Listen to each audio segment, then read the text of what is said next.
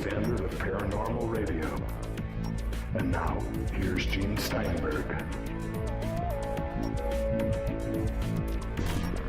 So, think about it, ladies and gentlemen, this week. The last space shuttle ever has gone aloft. It's up there as you hear this show. And people are now setting up petitions to restore the space program. What's your feeling about this, Chris? Well, I'm really disappointed. I think when Barack Obama was on the campaign trail back in 2007, he was making all the right noises in terms of manned space flight, getting us back on track in space, and here we are. Just another promise down the tubes. It's a change we can lament over, I guess. It's really unfortunate that our manned presence in space is starting to go the way of the dinosaurs, and I think we're in a retroactive period here in terms of space flight. There's some question even NASA surviving all these budget crises that we're in, and that would really be unfortunate. I don't think the private sector has the money and I think the proper motivation to get us, transition us from a governmental space program to a private industry space program. I don't see any real impetus to do that. So I'm saddened by the whole thing, Gene. Well, I'll tell you something here. Let's forget for the moment who occupies the White House. I don't think anybody in Washington has the stomach, has the spine, the titanium spine, to bring back the space program. They're talking about, we got to cut this, we got to cut that, we got to put people out of work, whatever. Whatever you think about the politics, right or left, doesn't matter. Nobody has a vision for the space program. The last vision I heard of the space program was John F. Kennedy saying, we will land a man on the moon before 1970. And he didn't do it because he wanted to explore space. As I recall, he did it to beat the Russians. Yeah, we need motivation. It's unfortunate that there's some estimates that we're going to be spending up to $6 trillion overseas, subjugating other countries and, instituting democracy all around the world at the point of a gun. And if we had even spent one-third of that money on the space program, just look where it could be right now. We could be, chugging our way in a few years to the moon, possibly to mine helium-3, or some sort of manned mission to Mars, somewhere. I mean, we need motivation. Chris, we have the technology in 1969 to send a man to the moon. How come we don't have that technology in 2011 or 2012? Why do we have to wait? And even then, we're not going back to the moon. According to the current plan, we're going to land on an asteroid. What's the reason for that? Why don't we go back to the moon? I don't know. There's some conspiracy buffs out there that might say we were warned away. There's a movie coming out, I think. What's it called? Apollo 18, where they're going to fictionalize another Apollo mission that stumbles on, I think, some sort of spaceship or something on the moon that was there or crashed or something. The new Transformers, I think, has a sequence where they land on the moon, astronauts, and they find this huge spaceship and an alien and that sort of thing. We got to do something. I mean, our sun is going to go nova. We're going to get hit by an asteroid. Something calamitous will happen. It's not so much if it'll happen, it's when. And we need to get out and seed the stars. We need to get this gene pool off this rock spinning in space out into the cosmos. And it doesn't look like we're going to be doing it anytime soon. Well, I'll tell you what I've done, okay? At the urging of Mrs. Steinberg, I'm going to link to one or more of the petitions out there to restore the space program. Like I said, forget about the politics. It doesn't matter. Liberal, conservative, middle of the road, independent, whatever you are. You like Obama, you hate Obama. You like one of the Republican candidates, you like Ron Paul, it doesn't matter. We need the space program. Think of all the stuff in our technology today that came out from the space program. And not Tang drinks, by the way. Right. Steak in a tube. Oh, I got to have steak in a tube. That's one of the great inventions. But think, basically everybody now has a supercomputer in their pocket. It can be an iPhone, it can be an Android phone. I think a third of the people in this country, in America, have some kind of smartphone, containing technology and processor power dozens, hundreds of times more powerful than the onboard computers of the Apollo spaceships. We can't go back? Certainly can, but like you said, it all boils down to motivation and proper expenditure of money. I think this country is really down the river when it comes to balancing our purse strings, and it's. I think we're going to have hell to pay if we don't start cutting money from where it needs to be cut from. Ridiculously high defense budgets and expenditures. We have bases in 160 plus countries around the world. I mean, we need to take care of our own right now. We need to really kind of tighten it up, pull back a little bit from being the world's cop, and start spending money where it really is going to do the most benefit down the road. Your point is well taken about how this effort back in the 60s really helped jumpstart scientific innovation and inventions. And it's just, we should probably do a whole show on this at some point, because this is really it's really a sad state of affairs, Gene. Well, I'll tell you what, I have been talking with Don Ecker, and of course he also explores lunar mysteries. Don Ecker, of course, is the host of the Dark Matters radio show. He is a moderator in the Paracast forums. He's my friend, a longtime friend, and a friend of the show. And there are two areas that he's been investigating. One, of course, is the situation regarding UFO researcher, paranormal researcher Philip Imbrogno, where we've already discovered, with the help of one of our listeners, who has basically come out and admitted who he is. His name is Lance Moody. He's a skeptic, but he's also somebody who is really trying to investigate and point out the flaws in our logic. And in this case, the flaw he found was that Philip Imbrogno's degrees don't pan out. And Don Ecker has been investigating this too, and he'll have an answer and some more information soon on his show and ours. He'll also be coming on the Paracast soon to talk about lunar mysteries. So what you talked about earlier and what we touched on, Chris, is it possible we went to the moon, one of those Apollo excursions, and someone or something on the moon said, "You are not welcome here, don't come back"? What about that? Well, we had David Hatcher-Childress on the show, and he did bring up some other very interesting points. Some of the anomalies that are found on the moon, the Blair Cuspids come to mind, obelisks that supposedly are on the moon that have been photographed and I think covered up. I think it's definitely worth a show. There's a lot of information out there concerning the moon that doesn't quite jibe with the scientific paradigm in terms of what the moon actually is, why it's in the orbit it is, how come it's so perfectly positioned. It's almost the odds of this happening are pretty high, happening naturally. So, yeah, I think this would be a fun show. I'm looking forward to it. That will be Don Ecker coming up in the future. But today, we're going to be talking about a guy who has a website called Truth Seeker at Roswell, and he's Dennis Balthaser. And yes, he's a longtime Roswell researcher, also researches the mysteries of the Great Pyramid, but he's also very concerned about the tragic state of UFO research. And he had an editorial about that subject probably a year and a half or so ago, kind of lamenting over the fact that you have all these gatherings. You know what I'm talking about. This has happened over the years, Chris, where you have this gathering, you have a lot of serious scientific UFO researchers, and you have a few wackos in there. And I guess the wackos are brought in to maybe boost the box office. But is that a good way to present the face of the UFO field? And that's something that concerns Dennis. Yeah. Well, I think we're going to dig into this one pretty deeply. I was at the conference that I think actually inspired him to write his diatribe about the state of the conference system in ufology, and I think we're fasten your seatbelts. It's going to be a bumpy ride. And the guest is Dennis Balthaser. I'm Gene Steinberg. The co-host is Chris O'Brien. You're in the Paracast.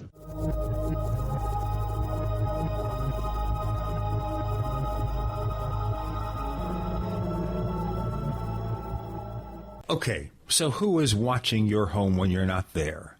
Help protect your home with a security system monitored by ADT. It's the leader in home security. Remember, ADT is the #1 monitoring service in the country. It comes with world-famous ADT yard signs. The monitoring cost is just $1 a day. You probably pay more for coffee. This is the safety for your family and your possessions. You can save up to 20% on homeowners insurance. Just call Protect Your Home, your authorized ADT dealer. Call now and get $850 of equipment and activation free. Call 1-866-778-3127. Call 1-866-778-3127. And here's our fast disclaimer. $99 installation charge, 36-month monitoring agreement at $35 to $39 per month. Call for terms and conditions and license numbers. Peter Kranschnabel from Midas Resources. Today's July 15th, 2011. Gold opened this morning at $15.88. A 1-ounce gold coin can be purchased for $1627.92, $813.96 for a half ounce, and $406.98 for a quarter ounce. $1627.92, $813.96, and $406.98. The Constitution and Bill of Rights have been reduced to old relics politicians ignore and trample with their outlandish, overreaching policies. Your support for the Campaign for Liberty stands in the way of this insidious process. Hi, this is Ted Anderson. I've teamed up with the Campaign for Liberty to offer the authentic proof quarter-ounce pure gold coin. For only $480 plus shipping and handling, Midas will donate $100 to this incredible organization. Help fight big government by ordering your gold coin at 800-686-2237. You get to win twice by owning gold and fighting an overreaching government. Call 800-686-2237. Again, that's 800-686-2237. You've heard a lot lately about zeolite, but what is it and why do you need it? Zeolite is a beautiful, complex crystalline structure that encapsulates radiation and odors.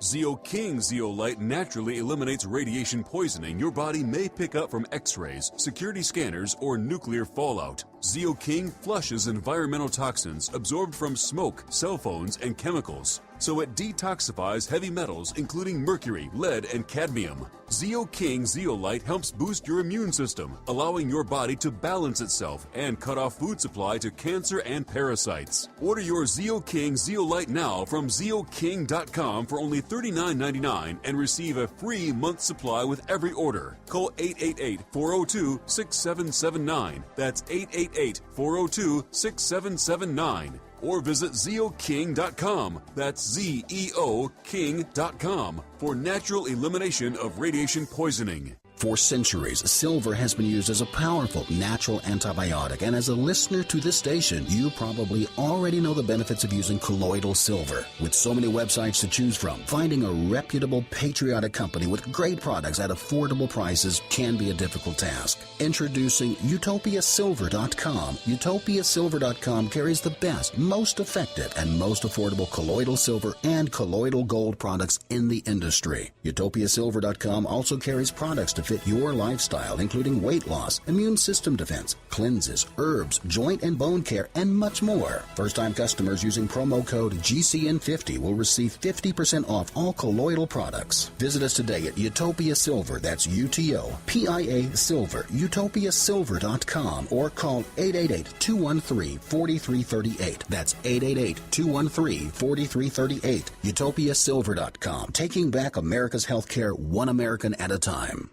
Are you tired of searching for great talk radio? Something more important. Search no more. We are the GCN Radio Network.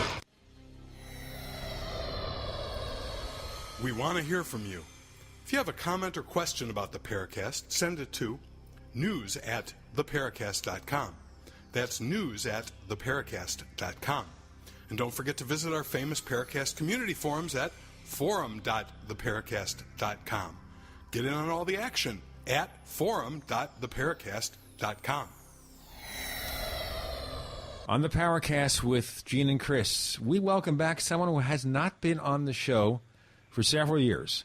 And that's Dennis Balthaser, of course, somebody who's done a lot of work into mysteries of the Great Pyramid, also into Roswell. But we brought you on in response to an editorial you did about the state of UFO events, conventions, etc., about the presence of the woo-woo element. Dennis, welcome back to the show. Tell us, what are you concerned about? Thank you. It's been a while. I'm going to be 70 years old this October. I've been doing this professionally for the last 15 years, been interested in ufology for the last 20, 25 years, and I'm seeing a great influence of what I refer to as the woo-woos, card readers, chamas, and those kinds showing up at conferences that are supposed to be UFO-related conferences. And I think they probably deserve their own venue, but I don't think they should be mixed in with people like Stanton Friedman, John Greenewald Jr., Travis Walton, and the likes of those serious researchers and people. And I've got a great concern about that, and I'm looking at whether this may be my last year to do the research or not. But isn't it true, Dennis, that this has been part and parcel of UFO conventions for years? I mean, let's go back to the days in the 60s and 70s when Jim Moseley was sponsoring UFO events in New York City. And he had a lot of serious people there because Jim, you know, when you get past the sardonic sense of humor, he's very serious about the subject, but he also had some wackos on there. This has been true for years. You've always had this element, and we're not saying that some of these paranormal claims are not relevant or valid. We're talking about people that are presenting the proper face for UFO research. This has been going on. It's nothing new. That's true, but I think the existence of UFOs, whether it's when it's provable, will be done by scientific research or serious research, not by some card reader or some psychic or someone claims to have been abducted and been impregnated 5 or 6 times. What really kicked me was up at Angel Fire last year. I was master ceremonies for their conference, and I had people like Stanton and John Greenewald and Travis Walton, some serious people. Yes. And I was there too. Yeah. And then I also we consider him serious, by the way. Chris is serious. Sometimes. Now, one of the things I was responsible to do was introduce a tinfoil hat contest. My background is civil engineering. I had 33 years with the Texas Highway Department, 3 years with an Army Engineering Battalion. So I take this very seriously, and I think it's of such importance that it needs to be taken seriously. And introducing a tinfoil hat contest didn't sit well with me. But as the master of ceremonies, I was required to do that. What I'm seeing at a lot of conferences, and like we said, I mean, this has been going on for some time, but the frustration that I have with not only that, but with the politics here in Roswell between the museum and the city, I'm tired of that. And I'm going to look at the end of the year and see if maybe this is the time to hang it up. Well, let me put the onus on you then. Would it be worth someone like you sponsoring a UFO convention and you vet the people before they go on? I mean, this is an argument that we had with people like Steve Bassett, who came on the show, and he has these X conferences. And myself and our former co-host, we argue with him over the fact that, yeah, you've got some pretty serious people there, but then you've got people who have very extreme positions, and he basically said that doesn't matter in rather heated terms. I think it does matter.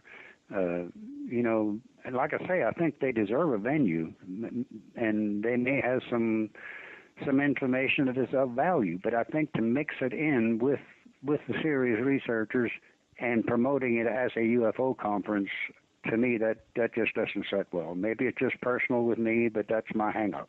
I agree totally, Dennis. And at the end of the Angel Fire Conference, I sat down with Janet Saylor, who pretty much put the whole thing together, and I kind of patiently led her through the idea that, you know, you can't be all things to all people. If you have a lot of psychics and channelers and New Age types, that's going to turn off your real serious UFO audience. Right. And if you have real serious UFO investigators and researchers, oftentimes that turns off the New Agers and the woo-woo types. So she's trying to be all things to all people. And I said, look, you've got to decide what you want to do and who you want to be here with this conference. Right. And she nodded and said, yeah, very good. Yeah, you're right. You know, and look at the roster this year. It's even more weighted over onto the New Age side. She still is trying to attract the UFO crowd by having a few speakers addressing that particular topic. And you're right, it's like oil and water, I think. There are connection points, but I think by and large it's really doing both sides of that equation a disservice by trying to mix and mingle the two. Yeah, I agree. I think another hang-up I have is the media. I really enjoy radio. Shows like the Paracast, Jerry Pippin, and some of the shows I've been on. Radio is live. Normally there's very little editing takes place, whereas with TV and documentaries, I've had some bad experiences with some of the TV documentary people. The National Geographic, for one. Stanton and I did several hours of taping with the National Geographic Channel several years ago. And when they aired the show, the last thing that the announcer said was that Roswell was a myth. Now, isn't it interesting, though? You'll sit there, and as you say, you'll spend hours recording something for a TV show. And for free. You'll get 10 seconds on the air, if that. Right. And who do they normally give the time to? They give it to the skeptics or the debunkers, and that's the ones that usually get the air time. Unlike what most people think, there's no reimbursement. There's no reimbursement for the person who has spent years and money and time doing the research. And then when it airs, I've had to go to the extreme where they put a different question with my answer. So you know what? That Chris had a situation like that, where he spent a lot of time doing a TV show about mysteries in San Luis Valley, and on the TV show, Chris, it ended up being in Sedona, Arizona. Mm-hmm. Right. Well, it was a UFO Hunters episode on portal areas, gateway areas, window areas, however you want to define them. And I patiently led them through my theory and the formula that I used to identify these types of special areas. And of course, every other sentence was San Luis Valley, because all this, the majority of this information was gathered there in Colorado, 400 plus miles away from Sedona. Right. And they switched everything around and made it sound like everything I was talking about, I was referring to Sedona. And they actually took parts of 3 sentences to reformulate a single sentence, that sort of thing. And I just, that's inexcusable. I really have a problem with that. I've been very lucky over the years. I've done 35, 40, probably TV segments. And only twice have I had a real major issue with honesty and the editing process, shall we say. So, but that was inexcusable. And I just, it's not right. I think the audience should be told the truth. I understand that these people are in the entertainment industry, but there has to be a line that you don't cross when it comes to honesty and actually presenting the facts the way they were intended. And that wasn't the case in my segment. We'll pause here. We have Chris O'Brien as the co-host. Dennis Balthaser is our guest this week. I'm Gene Steinberg. You're in the Paracast.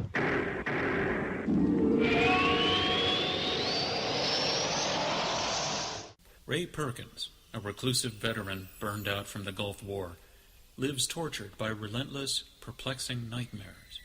Nightmares of a horrific battle in deep space and of a mysterious woman suffering in agony for her devastated world. A woman not yet born, calling across centuries to him. Then, a coincidence leads him to his destiny, his chance to alter the universe. Attack of the Rockoids. The former fiction editor for Star Wars and Indiana Jones, Robert Simpson, writes, "The soul of the novel Attack of the Rockoids lies in its heart and passion for building a convincing tale of a love that spans the galaxy, a thrilling story. Attack of the Rockoids is available now. Read a sample chapter and get a special discount off of the cover price at our website, rockoids.com. That's ROCKOIDS.com. Attack of the Rockoids, a novel in the grand science fiction tradition."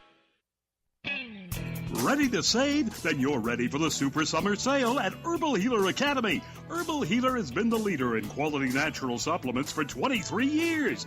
Log on to herbalhealer.com and take advantage of Herbal Healer Academy's incredible savings on 500 parts per million colloidal silver, the best pharmaceutical grade available, and all sizes on sale. Super Male Plex with Uhimbi and Super Femplex for summer toning. Buy glucosamine chondroitin 60 caps, summer sale priced at only $12.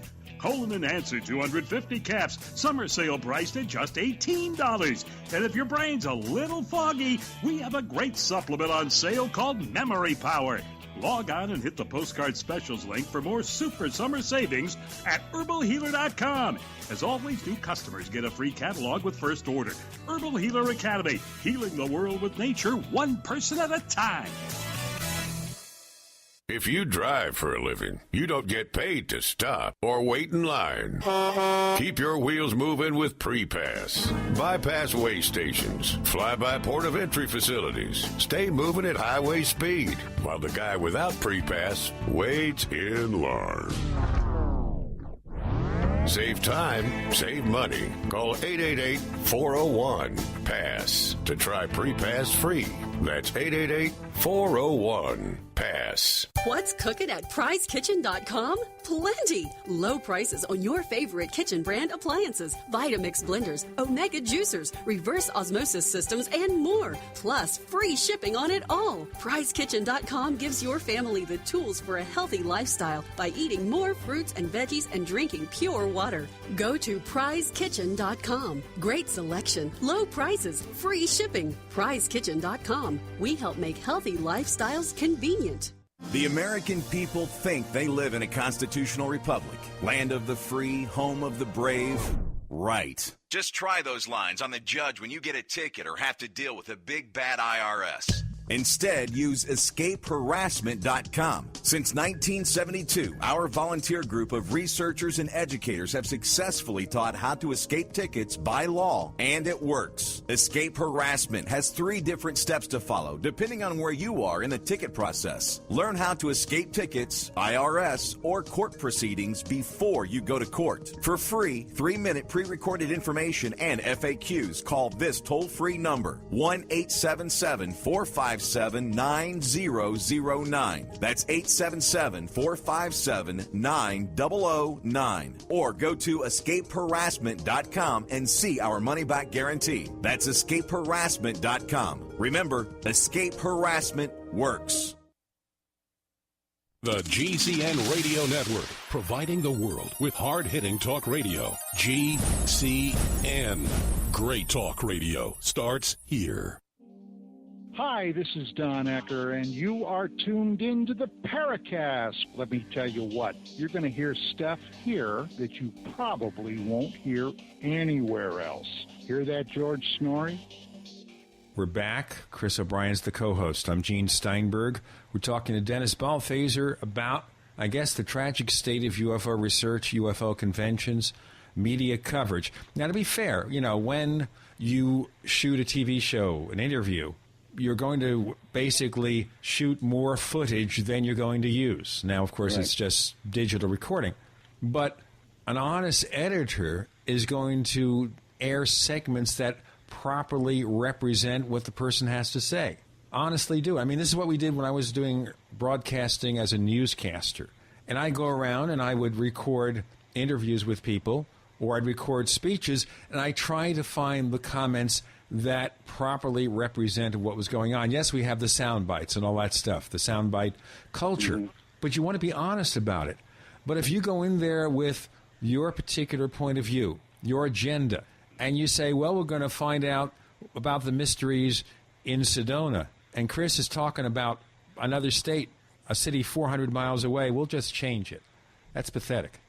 Right. You know, most people think that we researchers get paid well for doing those things, when in fact they're 99% free, and they want all the information that we've gathered over the years to use on their program.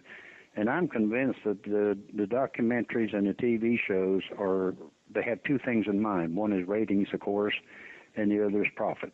And I don't know that they're really concerned about factual information, because I think that's been proven over and over. Well, that's the whole news business today. Yeah. Of all the interviews that I've done over the years, I would say maybe 5 I would consider creditable, which is not a very high percentage of the total number of interviews I've done.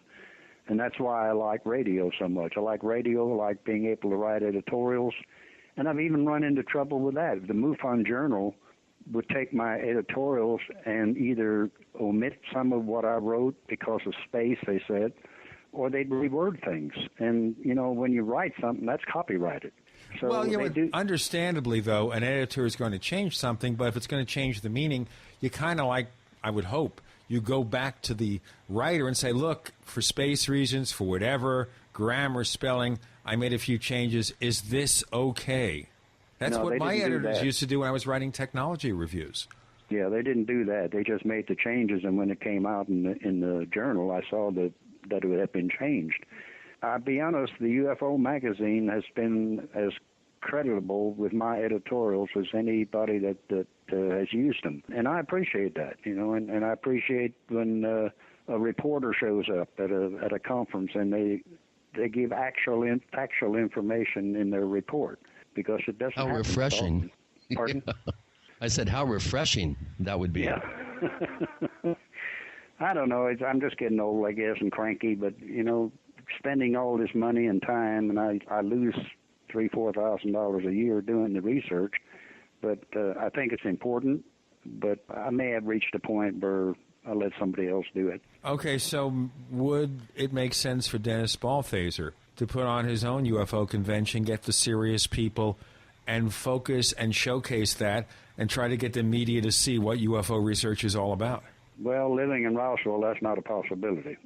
Or here in Roswell, it wouldn't be a possibility because of the control that the UFO Museum has over the city. That was proven this year. Tell us about that. I think listeners want to hear about this. You think Roswell, that's a tourist attraction. You have an event in Roswell, it's going to attract worldwide attention. It's, UFO center. So what's the problem? Well, the problem is that a couple of years ago, the museum ran it, and attendance was down, income was down, so the city took it over 2 years ago. And in fact, I was on the committee to help organize the festival 2 years ago. And we had two festivals. We had the Museum Festival and we had the City Festival, and we had big crowds. Well, we got a new mayor last year. He decided to give it back to the museum, so he gave her $150,000 in lodger's tax to run the festival this year. Over the 4-day period of the festival, I understand that the museum had something like 7,500 people. That's not a high number considering previous years. So whether they continue to run it or not, I don't know. But there was another group tried to have a conference, went to the mayor, asked for some lodger's tax, and was told that if you compete with the museum, you don't expect any money ever in the future. So we have a political situation here. The museum brings in a lot of money for Roswell. There's no doubt about it. And I'd be the first to admit that it's a vitally needed facility. But the way it's run and operated, I really question a lot of the things they do. Well, okay, that's the other question here. Does that mean that you can't have an independent convention because of the presence of that museum and what it does? I believe that's probably right, because it was tried this year, and they were flat told they can't do it. They can't compete with the museum. And you have other organizations here that are non-profit that should be getting some of that lodger's tax, and when you give $150,000 to one organization, I'm not sure that's completely fair either. $150,000 is more than enough money to put on a pretty good convention. I mean, over the years, I've worked with people who've planned such events, and they were lucky to have 5,000 or 10,000. Yeah, that's right. Now, I don't know that there's any accountability for that $150,000. I've not heard or seen any accountability for it. And how it was spent, I don't know. She did have good speakers. They had the same speakers they always have: Stanton, Don Schmidt, Tom Carey, those type people.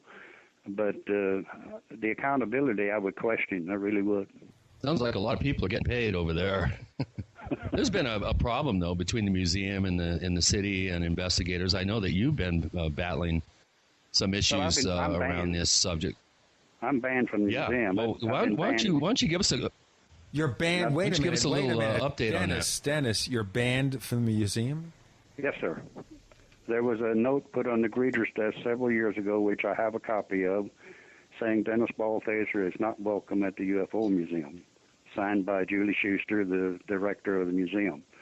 Don't ask me why, because I don't know why. I was with the museum from 96 to 98 as the investigator. I was on the board of directors. I was a 70-hour-a-week volunteer, 10 hours a day, 7 days a week, free, and I was told to sever my relationship. And I think the reason I was told to sever my relationship because I didn't agree with everything they were telling people. They do not carry any books that criticize Roswell or debunk anything to do with the Roswell incident. There's a hand-selected board of directors. There's been 4 or 5 different CPAs since she took over. you either play her game or, hit the highway. Now, you're talking about CPAs. Are you intimating here we have some problem with the books over there? I wouldn't doubt it. They bring in a tremendous amount of money. They get 150, 200,000 people a year come through the museum. It's a big money maker. And I don't know that they've ever been audited by the IRS or the Attorney General. Is this registered as a nonprofit organization? Yes, sir. Okay, so they have to meet certain requirements that maybe are far tighter than just any company. I would think so, yeah. All right. Well, this is something I guess we can't prove here. But I it's have unfortunate. no proof that anything is not in order, but I have a lot of doubt because I was involved for 2 years, from 96 to 98, and I've not been in the museum since probably 2000, 2001. Is this considered a public place? Yes, sir. Okay, so you're a member of the public. Don't you have a legal right to walk over there and say, I am a member of the public, I have not done anything to cause a disturbance? I won't give her the satisfaction of putting myself inside the museum as long as she's in charge of it. Wendy Connors and I did a oral history on her dad, on Walter Halt, several years ago. We taped him, put him on videotape for about 3 hours.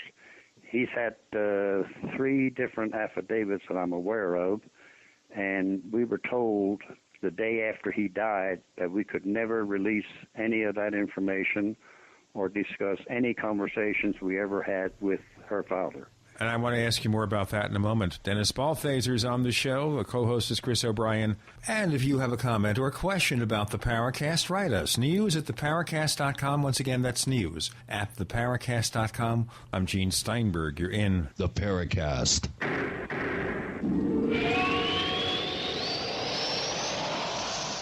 So here's what happened. I was placing an order online. The site went down. It just stopped responding. It took hours before it returned, but I'd already placed the order with another company. If your site goes down, you could lose business. And if you have a business or personal site, you'll want to know it's easy to run and it will stay online.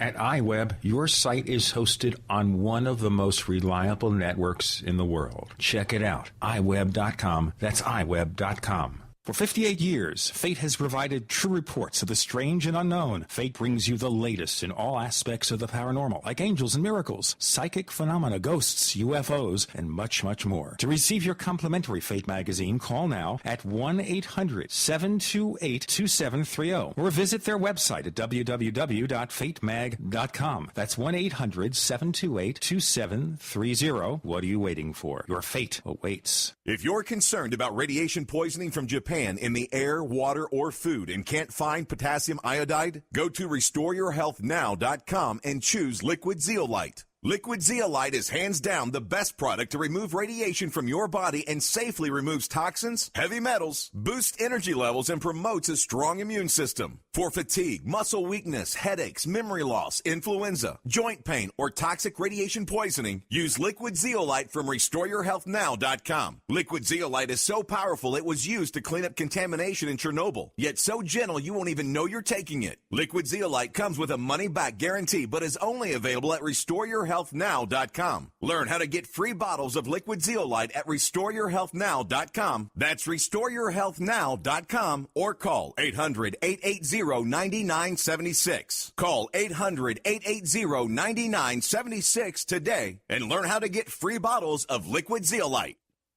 Are you tired of spending money for metal canning lids year after year? Then stop. Stop buying metal lids and get Tatler reusable canning lids. Made of USDA and FDA-approved food-grade plastic, Tatler canning lids let you safely store emergency preparedness foods for years. Traditional metal lids are single-use throwaways that contain BPA, but Tatler canning lids are indefinitely reusable and guaranteed to last a lifetime when used as designed for home canning and contain no BPA. Tatler lids are dishwasher safe, perfect for standard pressure or water bath canning, eliminate food spoilage from acid corrosion, fit standard mason jars, and are proudly made in the USA. Place orders by phone at 877-747-2793 or go to reusablecanninglids.com. That's 1-877-747-2793 or go to reusablecanninglids.com. That's reusablecanninglids.com.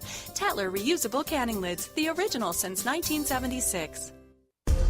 GCN listeners, why have you been hearing so much about Dermatol, the all-natural, all-purpose first aid spray? Because it's the must-have first aid product you need in your preparedness kit. Dermatol is made in America by Americans who know there's a more affordable, natural way to treat cuts, burns, bites, rashes, shingles, boils, and many other skin problems. Dermatol is gentle enough for diaper rash, powerful enough for bed sores, and harmless to the eyes and mouth. It's great for the whole family, even your family pets. Dermatol is antimicrobial, antifungal, antiviral, and not diminished by freezing, extreme heat, or years in storage. Dermatol is an absolute must for any first aid or preparedness kit. Dermatol's soothing, rapid restoration of injured skin is so effective, it's guaranteed. Order yours today. Call 800-217-6677. 800-217-6677. That's 800-217-6677.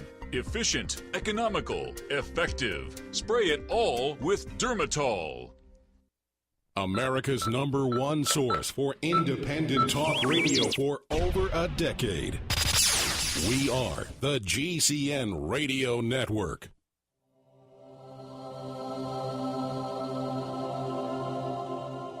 This is the Paracast. You never know what's going to happen next. We're back with Dennis Balthaser. The site is Truth Seeker at Roswell. I'm Gene Steinberg. The co-host is Chris O'Brien. I'm the Paracast. And we're looking into reasons why it's possible Dennis Balthaser will give up UFO research. Okay, so tell our listeners, for those who haven't studied all the arcane Roswell lore, who was this guy you're talking about with a deathbed confession? Walter Hall? Yes, sir. Walter Hall was the public relations officer at the base in 1947, worked directly under Colonel Blanchard, the base commander and head of the 509th Bomb Wing. And when the incident happened, Colonel Blanchard called him into the office and told him to write a press release. Walter questioned the press release because what it said was that we have in our possession a flying saucer from a ranch near Roswell. That went out in all the most newspapers west of Chicago the afternoon of July 8, 1947. And the next morning, papers east of Chicago carried the story by General Ramey that it was nothing but a weather balloon. And for many, many years, Walter said all he knew was what he wrote in that press release. Wendy Connors and I happened to be, Wendy Connors was a historical UFO researcher for many years from Albuquerque. And her and I were in the museum and heard Walter being interviewed by a French television crew in which he said he saw a body. Wendy and I both went outside and said, "Did you hear what I heard?" And we did, and we decided we better get him on tape. So we set up a meeting with Julie, his daughter. I made up a list of questions that we were going to ask Walter. That was approved by his daughter. And we interviewed him for about 3.5 hours on videotape. And during that interview, he had a hard time remembering where he took basic training. He had a hard time with names. He couldn't remember a lot of things. And as it turned out, a few months later, he signed an affidavit saying that he did see the bodies at the hangar and a lot of other things. And as it turned out, he did not write that affidavit. Don Schmidt wrote the affidavit, and Walter just signed it. Now, are we saying basically here that maybe Walter signed something, but he wasn't, as they say, well enough to understand what he signed? Well, his memory improved tremendously by the time that Schmidt wrote the affidavit that he signed. Which I think of the movie Superman Returns. At the beginning, there's a scene where the evil Lex Luthor is married to this millionaire woman who's died. By the way, the woman was played by Noel Neill, who played Superman's girlfriend, Lois Lane, in the 1950s TV series. Okay, so anyway, she dies just as she's about to sign this agreement, signing over all her money to Lex Luthor. So, of course, he takes his hand and completes the signature. So it's kind of like, almost like that, where you're basically implying here that maybe he signed something fully unaware of what it meant and what it contained. I don't know that for a fact, but it seemed odd that during the interview that we did, he couldn't remember anything, and then he could remember everything plus some after he read and before he signed the affidavit. There's been a lot of questions about that affidavit. He had 3 of them, I think. one where Max Littell was the businessman involved with the three founders of the museum, and in that one he had said that he did not know anything other than that he wrote the press release. And that was a story that he shared with the public for many years. When I knew Walter really well and really liked him as a person. But I don't know about the affidavits. I think there's been a lot of questions over the years since he passed away about the validity of them. So basically you feel that maybe he knew nothing more than that press release. He did something under orders, and that was it. Well, he did admit on film with that French crew that he had seen a body, and then when we talked to him, he said he had seen the body in the hangar from about 25, 30 feet away, partially covered with a tarp, and it reminded him of about a 12-year-old child. He was 25, 30 feet from it. There were some stories circulating that maybe he went out to the debris field himself. We don't know for sure if he did that or not. I hate to come on and be negative, but, you know, I've got these concerns, and I wrote the editorial about it. Like I said before, I thoroughly enjoy radio because it's one-on-one and very little editing done. Most TV newscasters, when they do a story on UFOs, they will present the information, and they can't leave it alone. At the end of it, they'll have to put some amusing or sarcastic remark to take the validity away from it. And that's just part of the overall problem that I have with this research. Okay, but going back, of course, to this particular event, let's look at what we have left of Roswell, because pretty much all the original witnesses are gone now, right? Right. Okay. So is there any more story to tell? How can we possibly get that information unless we find a Warehouse 13 somewhere with the bodies and all the evidence of the spaceship? Well, I didn't attend anything this year downtown. I didn't go downtown at all during the 4 days of the festival, but I understand there was a guy at the museum who is a instructor at New Mexico Military Institute, or junior college here, military college, and that he found some metal out at the crash site near Corona and is having it tested, and he believes that it may be part of the craft. There was an archaeological dig done several years ago with the University of New Mexico archaeological team, and I was out for the last day of that. And to my knowledge, they got about 64 bags of material, but none of it has ever been made public as far as having any value as far as the crash. But this latest thing is I'm trying to follow. I don't know the guy, but I'm trying to follow up on what he has found as far as this metal and see what kind of testing he's doing. Is that like the flexible metal that Jesse Marcel Jr. talks about? He didn't say anything about it being flexible or not being able to burn. They were doing some isotopic testing on it, I believe, at Socorro, at the college out of Socorro, and they said it was not containing any elements really known on Earth. And he has some more testing to do on it, apparently. Well, one thing that I remember in some of my talks with you, Dennis, is that you kind of go against the grain a little bit in terms of the Roswell case, and that this has caused some friction, I think, among other researchers. Why don't you give us a thumbnail sketch of how you differ in your particular understanding of the case versus the, for lack of a better term, the company line on it? Because I know that there are some departure points there. I think what you're talking about is I've always questioned Glenn Dennis, the mortician. He claims to have been involved in the nurse and all that at the hospital.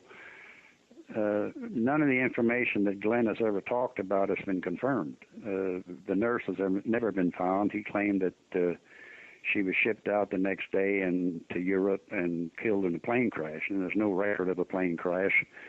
He sent Schmidt and Randall on a wild goose chase for 5 years with the wrong name and finally admitted that it was a wrong name.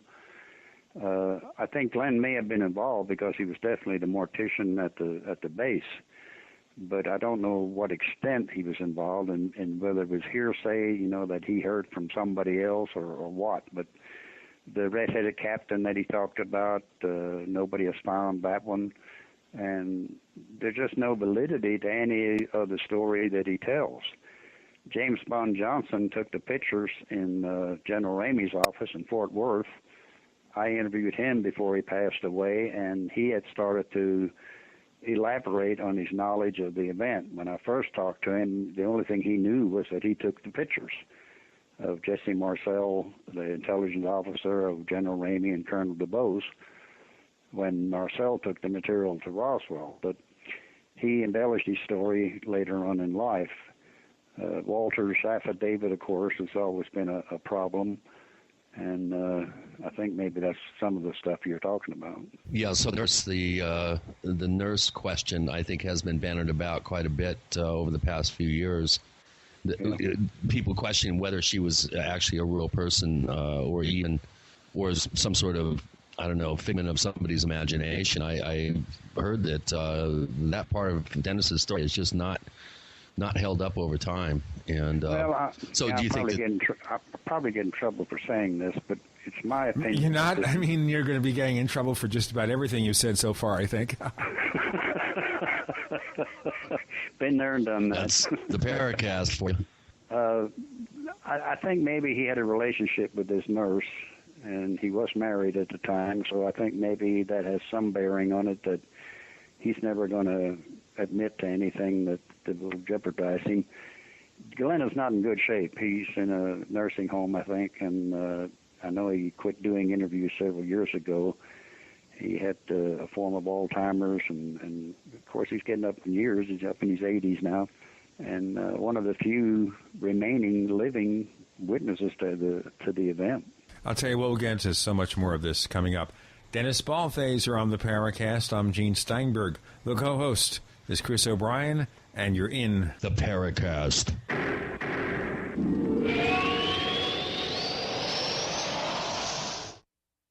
Hi, this is Ted Anderson. If you'd like to listen to GCN programs on the go, I have great news. GCN has created a Droid and iPhone application, and it's free. Just as easy as going to GCNlive.com, click on the banner, and download. Before you know it, you'll be listening to your favorite hard-hitting GCN shows, live or on demand, right on your Droid or iPhone, 24/7 and on the go. So download the Droid and iPhone app free by clicking on the banner at GCNlive.com. Thanks again for listening to GCNlive.com. Again, that's GCNlive.com. We the people grow cotton, weave fabric, engrave ink, embed strips and fibers to protect from counterfeit, and carting to a private bank, having it led back at interest, forcing taxes to service debt. This capitalism, or was Jefferson correct when stating a central bank issuing the public currency is a greater menace to the liberties of the people than a standing army? Ted Anderson, I'm placing a free silver dollar in a book that explains our monetary system. Call for your copy, 800-686-2237. It's time to understand the system. Call 800-686-2237. That's 800-686-2237.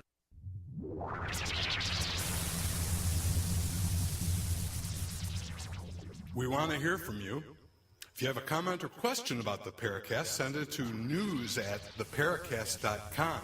That's news@theparacast.com. And if you want to catch up on past episodes, we have hundreds of shows for you to download direct from theparacast.com. That's theparacast.com. Or check us out on iTunes. We're back in the second hour of the Paracast with Gene and Chris talking to Dennis Balthaser, looking into the sad state of UFO research, the state of Roswell research. So what else is there about Roswell that we have to question to say, you know what, this doesn't pass muster, let's set it aside? Well, 64 years, and it hasn't completely gone away.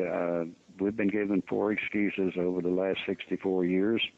And if I live long enough, I'm sure there'll be another one. My personal theory on Roswell is, and this is only my personal theory, whatever was recovered from the debris field up at Corona, 64 years later, I don't believe they know what they have, by meaning that what they found was pieces. They didn't find intact craft. So all those pieces have to be put together, back engineered somehow. So I don't know that they know what they have, where they were from, what their motive was, the propulsion system, the guidance system, things like that. And until they get that information sorted out, I don't believe our military or our government will admit it happened or know anything about it. Because until they get the military advantage out of having that, and there would be a definite advantage, I don't think they'll go public with anything. I think they'll keep denying it. The other problem is who in our government is going to admit that they've been lying to us for 64 years, because that's going to open up a whole other can of worms for a whole lot of other things unrelated to UFOs that we've been lied to about. And that continues to this day with the current government we have. It's just a way of life, and at lectures many times I ask young people to start asking questions and demand answers, because just accepting what they say doesn't cut it.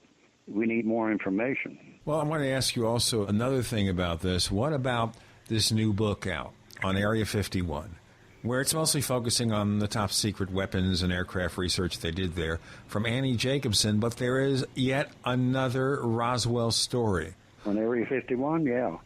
I was up there, I don't know, 4 or 5 years ago. I did a couple lectures at Rachel, the little alien inn there, and got to go out to both the gates and harass the guards a little bit. The wife and I were driving down that 13-mile dirt road, and I told her, I said, watch the hills, because sooner or later we're going to see a Jeep or a pickup truck with the guards. And sure enough, we came around a sand dune and got to the entrance, and they were sitting up there on a sand dune with the pickup truck with binoculars on us and listening to what we were saying. It is the biggest, one of the biggest, if not the biggest base we have. It's the most secretive base we have.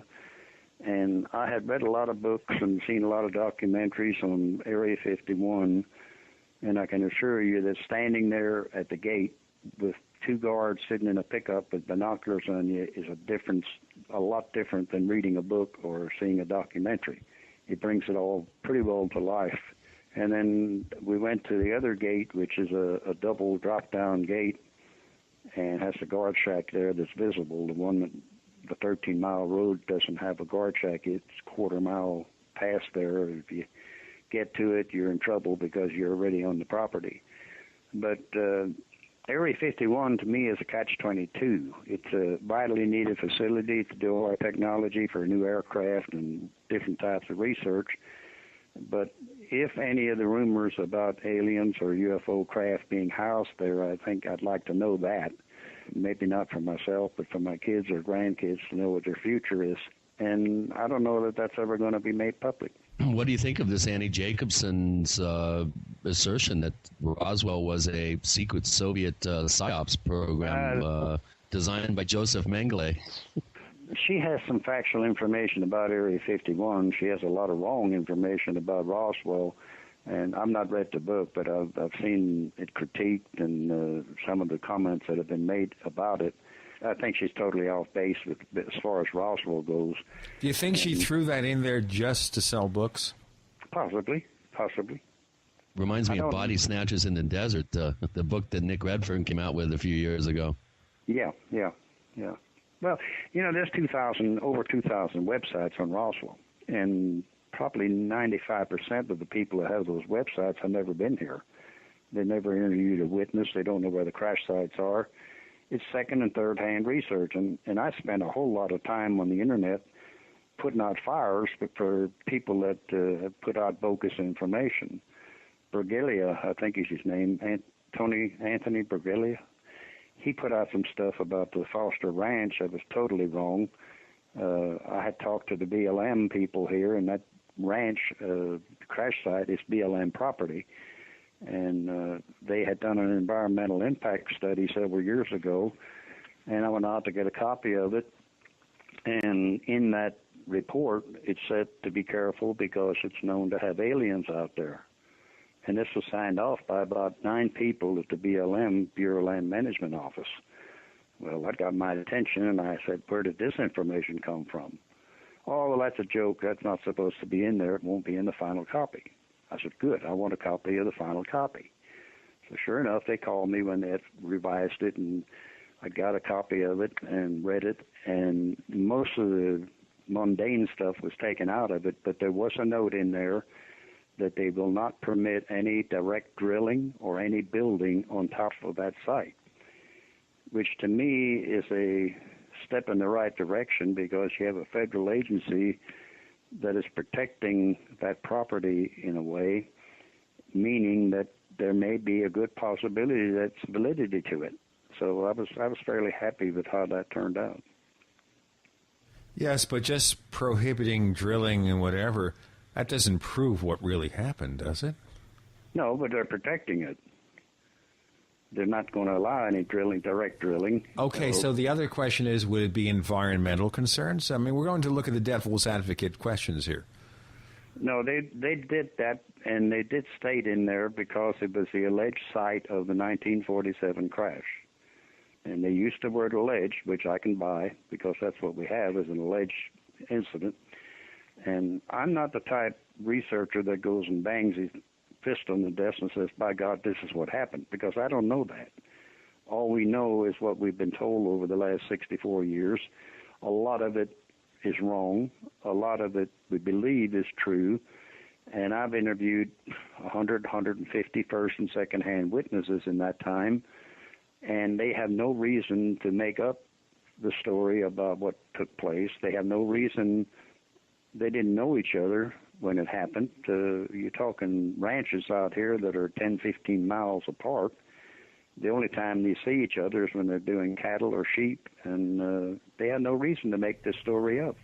Now, what about just remembering things and then having that memory colored, clouded by cultural events? You know, we all think about aliens and grays, and they remember maybe distantly this newspaper headline, and maybe their memories have filled in a few details that weren't there? I don't buy the memory loss thing. That's an Air Force excuse. You're talking a rancher who knew what weather balloons were. He recovered them, and they had a tag on them where to turn them in so he'd get a reward. And it was a small financial reward, which to a rancher was a lot of money back in 1947. So he knew what weather balloons were. And the stuff that he found, he wasn't aware of what it was. And that's why he came to town to the sheriff. The sheriff didn't know what it was, contacted the military, and Jesse Marcel, the intelligence officer, got involved. So I don't buy the memory loss thing. These people were credible people. I mean, you have the sheriff of Chaves County, you have the rancher, you have Walter Hart, who is questionable, but he was there. He wrote the press release. You have Colonel DeBose. You have all these people that have been interviewed over the years who are credible people. You know, the other question I guess we'd ask is, all right, with Roswell, we have this event that happened then. We have the cover story on all this stuff. But maybe there are other possible non-extraterrestrial solutions, and we'll ask about that in a moment. Dennis Balthaser is joining us. Chris O'Brien's the co-host. I'm Gene Steinberg. You're in the Paracast.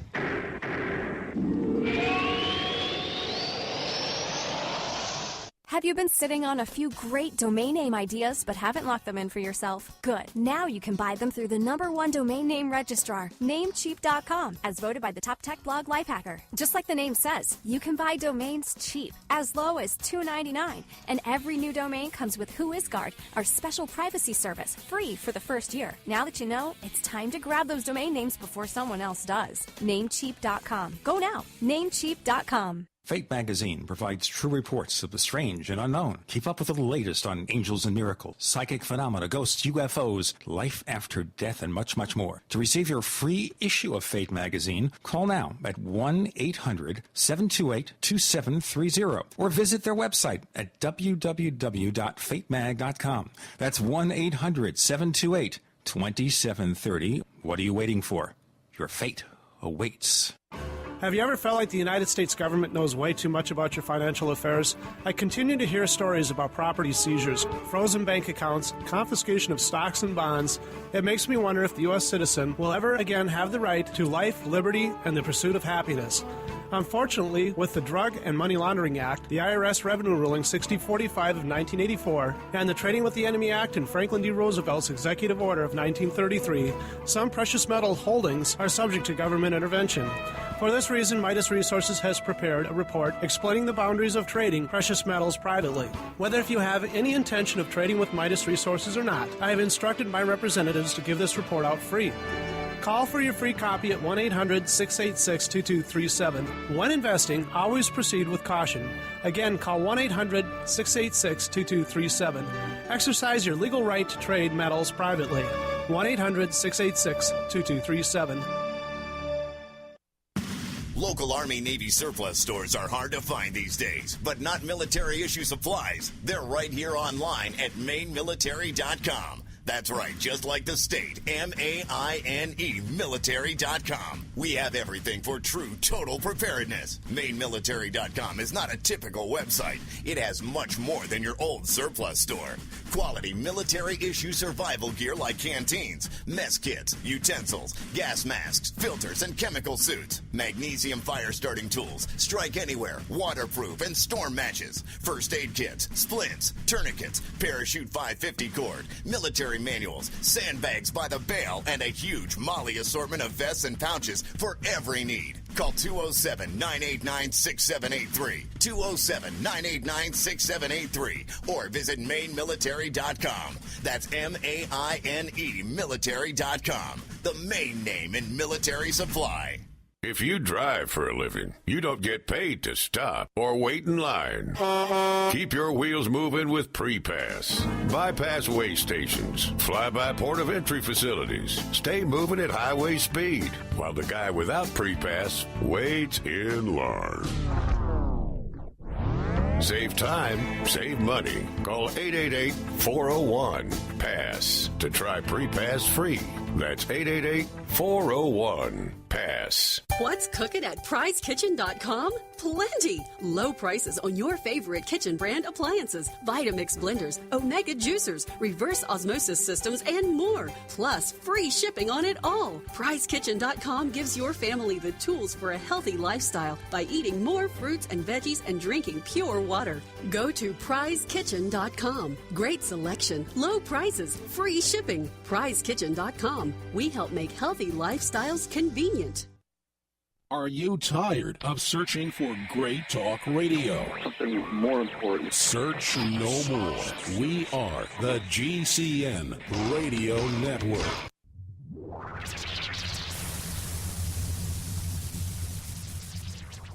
We want to hear from you. If you have a comment or question about the Paracast, send it to news@theparacast.com. That's news@theparacast.com. And if you want to catch up on past episodes, we have hundreds of shows for you to download direct from theparacast.com. That's theparacast.com. Or check us out on iTunes. We're back with Chris O'Brien, the co-host. I'm Gene Steinberg. We're talking to Dennis Balthaser. We're seeking the truth about Roswell. Okay, so what about some kind of secret experiment that went bad?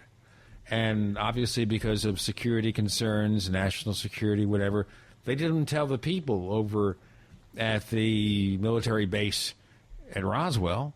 Well, the event happened 64 years ago, and things were a lot different then than they are today. We just come out of the Second World War. There was a lot of up here in the country. I think the key is that the people back then trusted and respected the government. The story died 3 days after it happened. After General Ramey came out and said it was a weather balloon, less than 12 hours after Walter Hall had said that we had captured and had in our possession a flying saucer, the public bought that. And they could have brought that craft down the middle of Main Street in Roswell down to the base, and nobody would have given it a second thought, because almost daily we had plane crashes out here in the desert, and they would load them on a low boy and a trailer and take them downtown, and nobody thought anything about it. So it wasn't anything that would get anybody's attention. And the people trusted and respected the government. That's not true today. If you look at the polls that are taken about our congressmen and our president and things like that, those numbers are pretty low. In fact, one of the polls I've seen, a Roper poll, where 67% believe that the government is covering up UFOs, and 70% think they know more about it than they're letting us know. Those are higher percentages than politicians get elected by. And I think it's time that the people in Washington, the military, and I'm not talking all military. I have a lot of respect for the military, having been in myself. But there are a few in our military and some higher-ups in Washington that are keeping the truth from us on not just UFOs, but other things as well. Yeah, I have an interesting story that is breaking from the Open Minds folks here in the Phoenix area. Alejandro Rojas released a story yesterday with quite a sensational headline. It says, test confirms Roswell debris is not from Earth. Are you aware of this testing process that has been underway with Frank Kimbler, who is a teacher at the New Mexico Military Institute there in Roswell?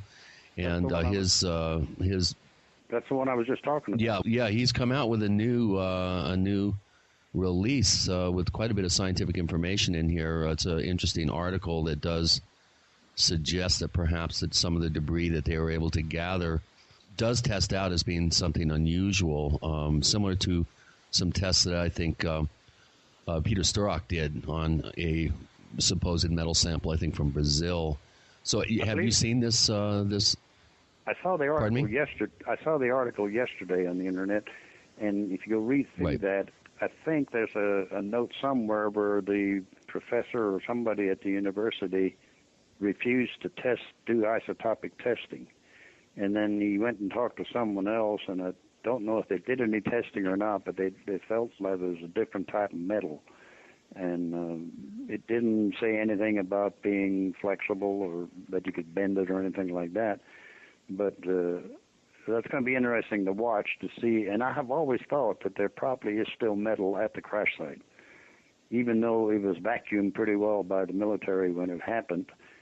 More than one time they were out there to clean it up. But we have a lot of voids here in New Mexico, and you have varmints and different animals that dig holes, and some of that stuff could have gone down in there. When they did the architectural dig a couple of years ago, they cross-dug what looked like the path that this thing took when it hit the ground and went down about 2 or 3 feet, and there was a definite difference in the strata of the earth there, the soil, which over a period of 50, 60 years with the wind we have and the dust and sandstorms would probably cover up whatever was there. And I believe he found this stuff in what he called an anthill or something like that. Right. Some of the debris was actually surprisingly close to the surface. It'd be interesting to follow it to see what he comes up with.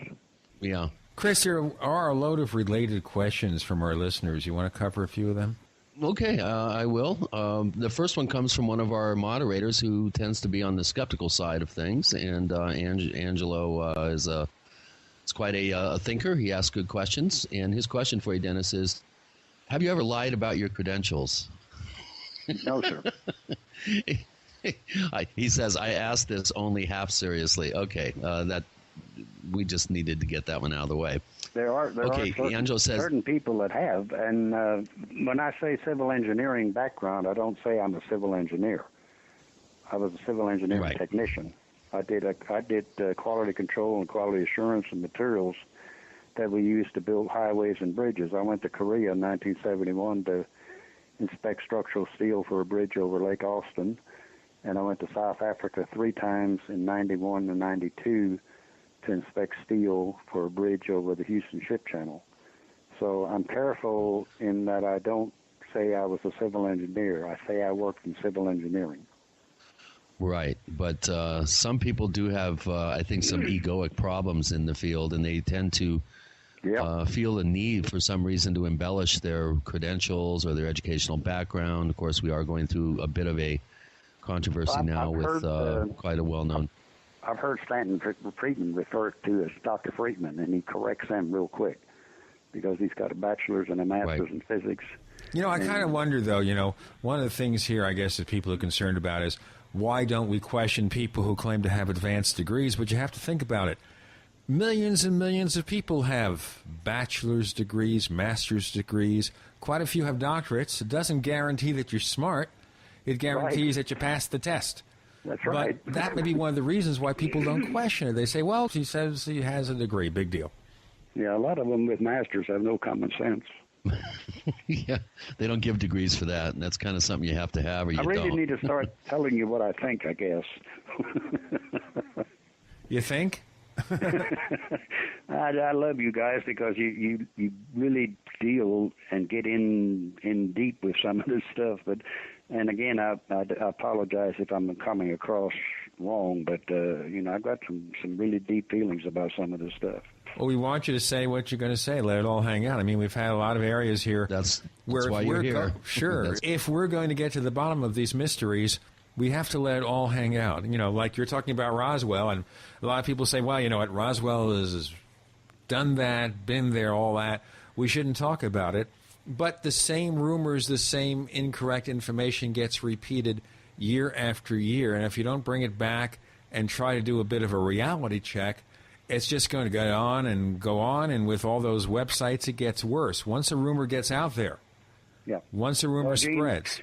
Gene, you've had me on before. You know how I am. And Chris, you and I have done conferences together, so we know each other well. And I think, you know, to me, I have that quote on my website, always telling the truth means never having to remember anything, and I've tried to live with that.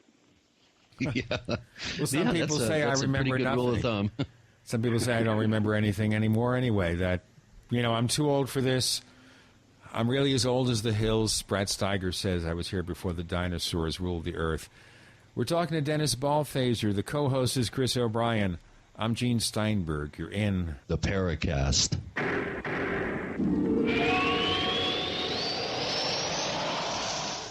Ray Perkins, a reclusive veteran burned out from the Gulf War, lives tortured by relentless, perplexing nightmares. Nightmares of a horrific battle in deep space and of a mysterious woman suffering in agony for her devastated world. A woman not yet born, calling across centuries to him.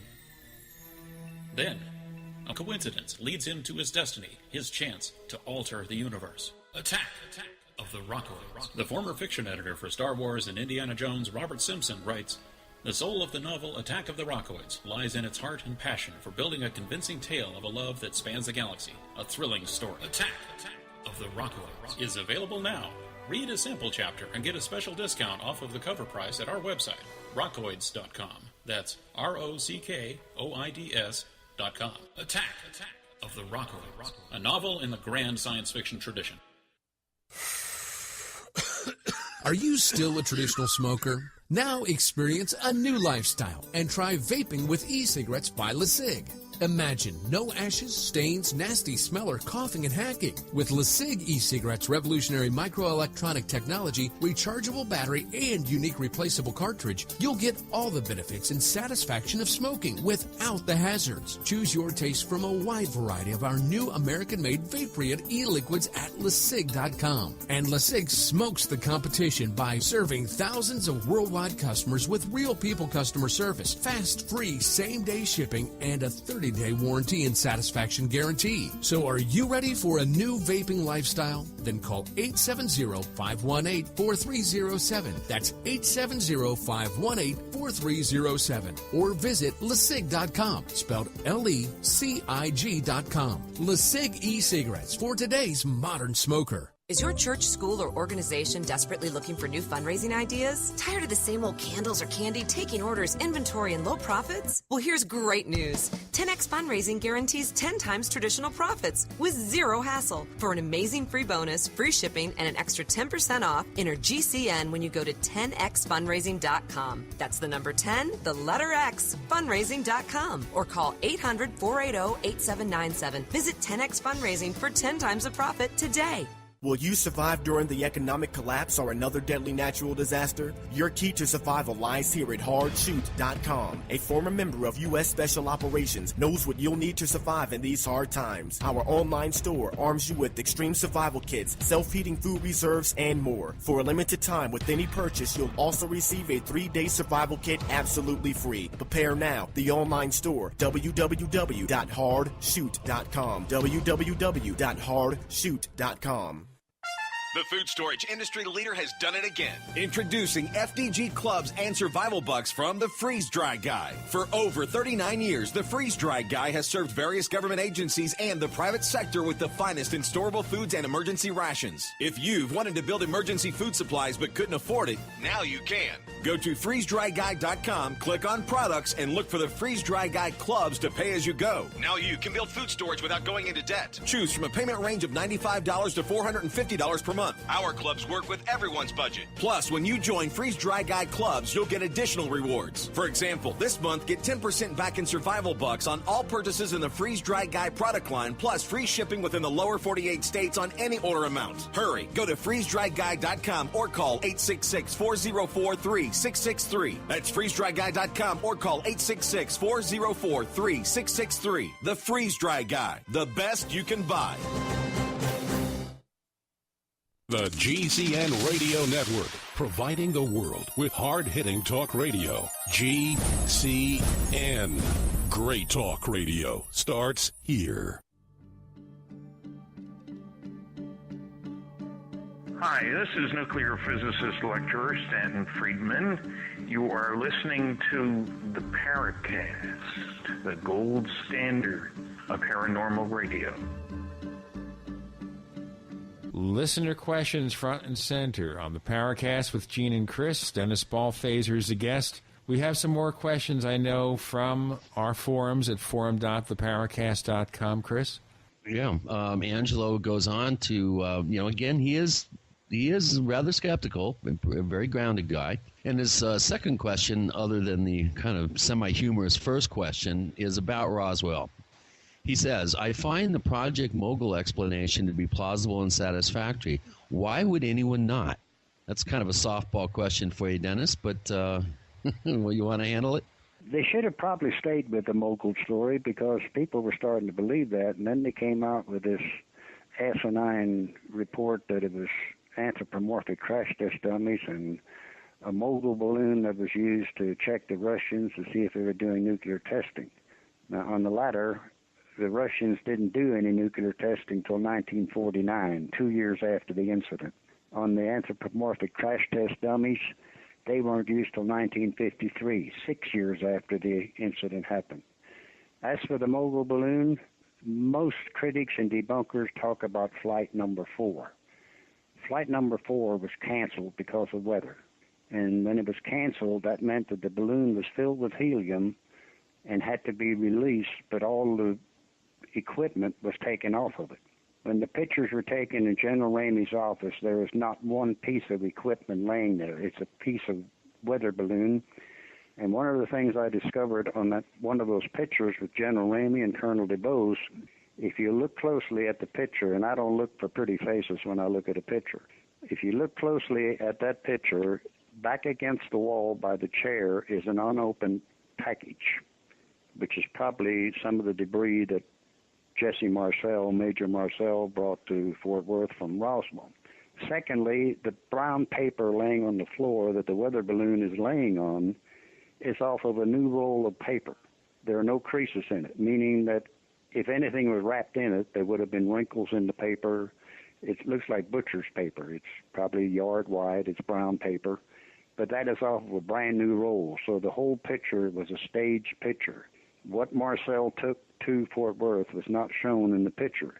None of the equipment from a Mogul balloon, the sonobuoys, radar, or anything are in the picture. So where was that stuff when the pictures were taken, if it was a Mogul balloon? But the main thing that David Rudiak has done a lot of research on is the fact that that flight number 4 was canceled. We have the records from nearly all, if not all, of the Mogul balloon flights launched from Alamogordo, White Sands, and Roswell. That balloon would have taken over a month to get to the crash site, and it wasn't anywhere close.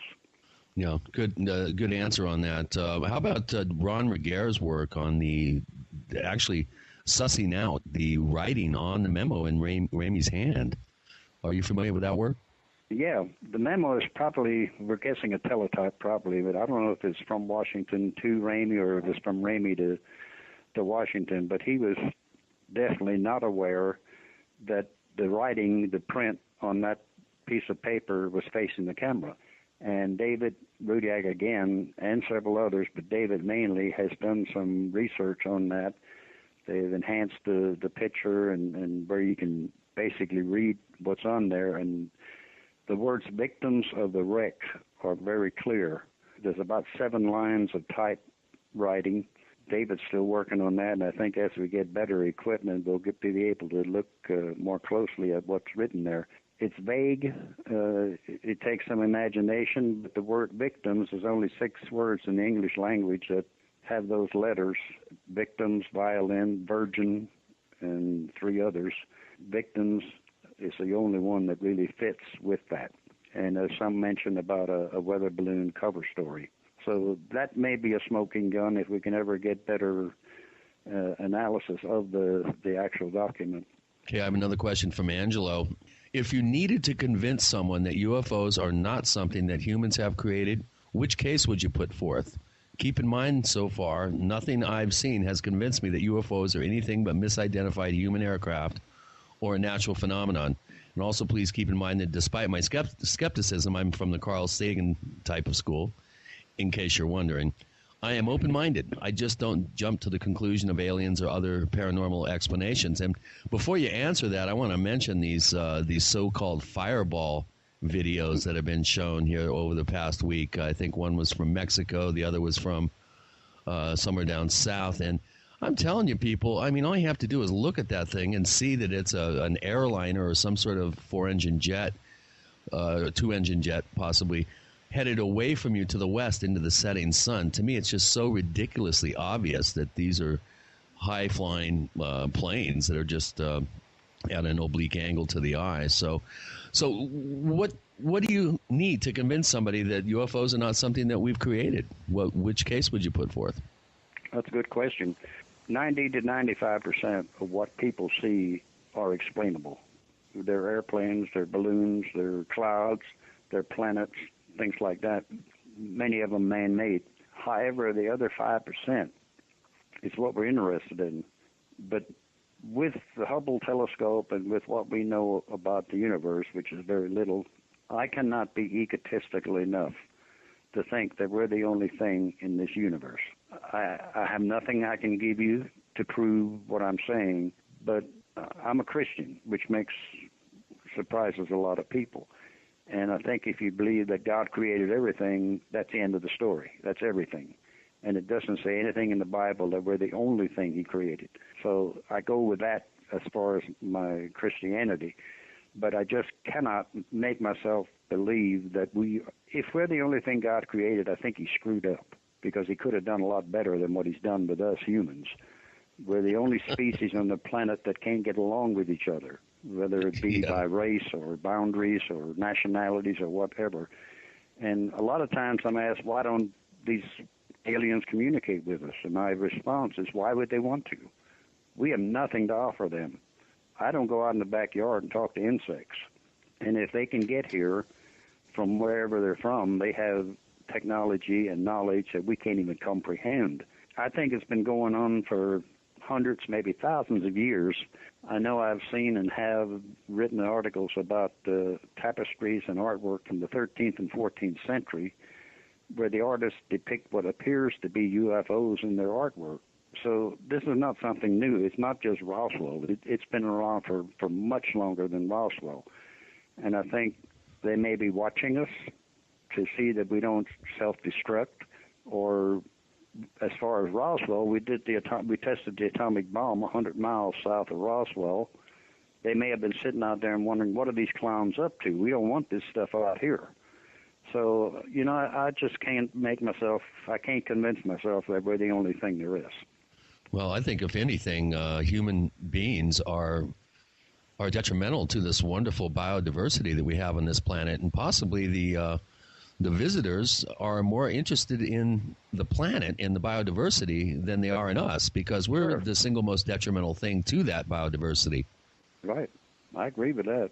In 1277 A.D., the Vatican, I guess at the behest of Thomas Aquinas, met a group of scholars, and they came up with the Many Worlds Edict, which stated very early on that there was no real limit to the creative power of God, if you will, or the Creator, and that all possibilities fell within that creative process. Now, not many people know this, but it's almost like at least the Roman Catholic Church was preparing itself and its congregation for the possibility of discovering other life forms out there. And, of course, at that point, we pretty much thought the world was flat. We didn't know about the New World.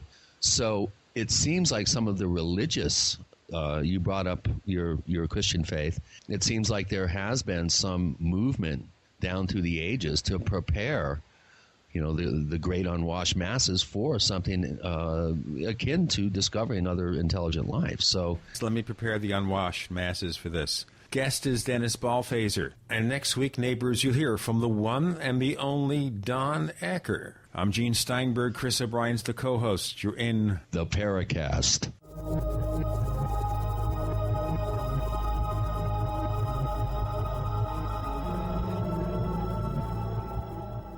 Graphic Converter is the image manipulation tool for the rest of us. It does not use any database. You get full control of all your files. Want to view the images of a folder? Drag it into Graphic Converter, and a powerful browser opens up to show your image files. You could use it for slideshows. You could use it to import images from digital cameras or from scanners. Need to do some image editing? You can do that too in Graphic Converter. Also print catalogs. Convert from so many formats I can't even list them. Download now to see if Graphic Converter is good for you, like 1.5 million other users. Guess what? You could save money when you buy Graphic Converter. Use the coupon code Night Owl. Use the coupon code Night Owl to get a special price for Graphic Converter. Go to lemkesoft.com. That's Lemke soft.com. Lemkesoft.com. Lemkesoft.com. The number one secret to having great health and long life is having high levels of glutathione. This master antioxidant is required by your body to stop free radicals, keep cells young, remove chemical and heavy metal toxins, support immunity, support liver functions, stop inflammation, and much more. The results of optimal levels of glutathione in your body are more mental and physical energy, stronger immune system, greater endurance, and more. Do you know the number one secret superfood that helps increase your glutathione levels by 64% or more? It's unheated whey protein powder from grass-fed cows. This health food is amazing in its ability to do so much for virtually everyone. Introducing One World Whey, an industry-first, unheated whey protein powder from grass-fed cows. Call 888-988-3325. That's 888-988-3325. Or visit oneworldwhey.com. That's oneworldwhey.com. Are you tired of spending money for metal canning lids year after year? Then stop. Stop buying metal lids and get Tatler reusable canning lids. Made of USDA and FDA approved food-grade plastic, Tatler canning lids let you safely store emergency preparedness foods for years. Traditional metal lids are single-use throwaways that contain BPA, but Tatler canning lids are indefinitely reusable and guaranteed to last a lifetime when used as designed for home canning and contain no BPA. Tatler lids are dishwasher safe, perfect for standard pressure or water bath canning, eliminate food spoilage from acid corrosion, fit standard mason jars, and are proudly made in the USA. Place orders by phone at 877-747-2793 or go to reusablecanninglids.com. That's 1-877-747-2793 or go to reusablecanninglids.com. That's reusablecanninglids.com. Tatler Reusable Canning Lids, the original since 1976. You've heard great things about Berkey. You've been thinking of getting a Berkey water purification system, but for some reason, you haven't made your purchase just yet. Okay, here's one more reason to buy the best water purification system you can buy now. The Berkey guy at GoBerkey.com is giving away free Pelican flashlights. Yes, with every purchase of any Berkey water purification system from the Berkey guy at GoBerkey.com, you'll receive a free Pelican 2360 LED flashlight, a $39 value. But it won't last long. This offer ends today. Hurry, call 877-886-3653, 877-886-3653, or shop online at GoBerkey.com. That's go, BERKEY.com. No coupon code necessary. A free Pelican flashlight is yours with every purchase of any Berkey water purification system only at GoBerkey.com or by calling 877-886-3653. Hurry, offer ends today. America's #1 source for independent talk radio for over a decade. We are the GCN Radio Network.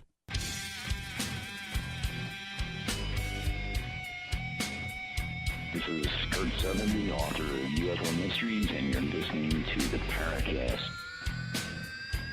We're back with Dennis Balthaser, the truth seeker at Roswell. The co-host is Chris O'Brien.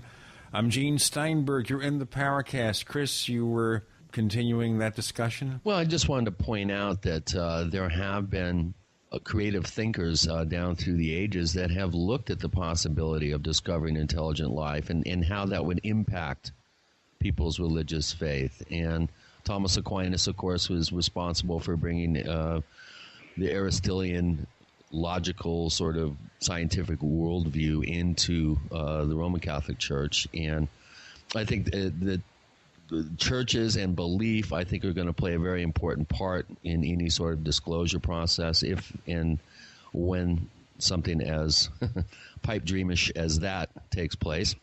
But I'm going to continue now with another question from Angelo. Wait a minute. It's one. Glad, hang on a minute. I'm glad you brought up the Vatican because most people don't realize the Vatican has the largest UFO library in the world. They also have 3 gigantic telescopes, one in Arizona, one at the Vatican, and another one. Human minds are pretty limited. And, you know, the Vatican that came out here a couple of years ago, one of the Monsignors saying that he definitely believes that life does exist out there somewhere. And most scientists, when they talk about life in the universe, they say it doesn't exist as life as we know it. Someone tell me where in the rule book does it have to be life as we know it? They may crawl on their stomach and breathe sulfuric acid for all I know. But again, I think we're limited by the human mind. The knowledge that we have, we don't basically accept anything that we're not familiar with. And we need verification on anything we do. And that's where science comes in. But to say that, you know, life as we know it, I think that's limiting it. I agree. Well, I agree totally on that. Again, I think that it's going to come from a grassroots upswelling of interest and demanding answers from government. I think that just to look at the potential disclosure process, that I think all these countries around the world that are slowly releasing UFO documents are doing so to take the heat off the U.S. because I think private industry, aerospace, obviously the Department of Defense, is sitting on some information. I don't think they know the answers personally. I seriously doubt. I think they're more confused than we are because they know more. I think foreign aid, any sort of... I think foreign aid has a lot to do with it. I think we give so many countries financial assistance that if they come up with something on UFOs, we can put a clamp on them and say, look, you know, we don't need to give you money anymore if you go public with something. I think we have a control over what is released, and I think that's pretty big. Yeah, they're not releasing the good stuff, I would assume. I think that there is, though, a controlled release going on. Like I said, my personal hunch is that it's being done to take the heat off the U.S., but again, I think disclosure is a pipe dream. I've always said this. I think that even if they did disclose, you know, in a upfront manner, how would you believe them? They've been lying for 64 years. I mean, how do you believe a habitual liar? I mean, it's virtually impossible. So it's like looking at the work of an investigator who embellishes his credentials. It calls all his work into question. There may be some wonderful things in there, but you're going to have to take it with a block of salt. So the same goes for the government and disclosure. Besides, why believe the government anyway? Nobody believes the government. I do want to mention, and I did nothing but complain about documentaries and things like that a while ago, but the History Channel contacted me, and they're going to be here August 3rd to do some filming, and I'm going to give it another shot. They got a show coming up. I don't know when it'll air, but they've asked to do an interview with me. And I have a lecture coming up in Kansas City, Missouri, the end of August, 27th August, for myself. I'm going to be the keynote speaker, I understand, and Grant Cameron, Debbie Ziegelmeyer, Art Campbell, Margie Kay, and Chuck Zukowski are going to be on that same venue, and that's at the Unity Temple in the Plaza in Kansas City, Missouri on August 27th. So you're still in the saddle, though. You're still out there doing the hard work and slogging away. That's good. You're not totally disenchanted. Well, my webmaster and my wife have been after me for years to write a book, and I probably could take all my editorials. I've got some 60 editorials I've written that have been going out at UFO Magazine and 31 websites. And I could probably combine them and make a book out of it. I just never have got around to doing it. Well, if you do, I do know of a great print-on-demand publishing company right here in Arizona. And they'll even fulfill the orders for you. You don't have to carry stock. So we can discuss that offline. But I'm glad you're optimistic. You know, I kind of think that a lot of us have felt from one time or another to give this thing all up. But I think the other question before Chris goes back to our listener questions is, all right, we're looking at UFOs as a singular phenomenon, but by excluding other kinds of presentations at these events, these conventions, whatever, are we also saying that there can be no connection between UFOs and so-called other paranormal events? I don't believe that a card reader is going to have any bearing on whether UFOs exist or not. I don't think I just can't. I can't get into it. There's no scientific backing for it. Chamas, card readers, psychics. So the channelers, don't have a leg to stand on. They can't get some ascended master to give us all the secrets of the universe, then, huh? Yeah. I'm not saying that. I'm not saying that they're not valid, that they don't have some purpose, but I just personally cannot put them on the same venue with the Stanton Friedmans, the John Greenaway Jr.'s, the Travis Waltons, and things like that. It's a personal thing. What about UFO abductions? Two of them that I put a lot of confidence, of course, is Travis. I met him several times and convinced that Travis Walton experienced something. Betty and Barney Hill, I know Kathleen, the niece of Betty Hill. Morrison, yeah.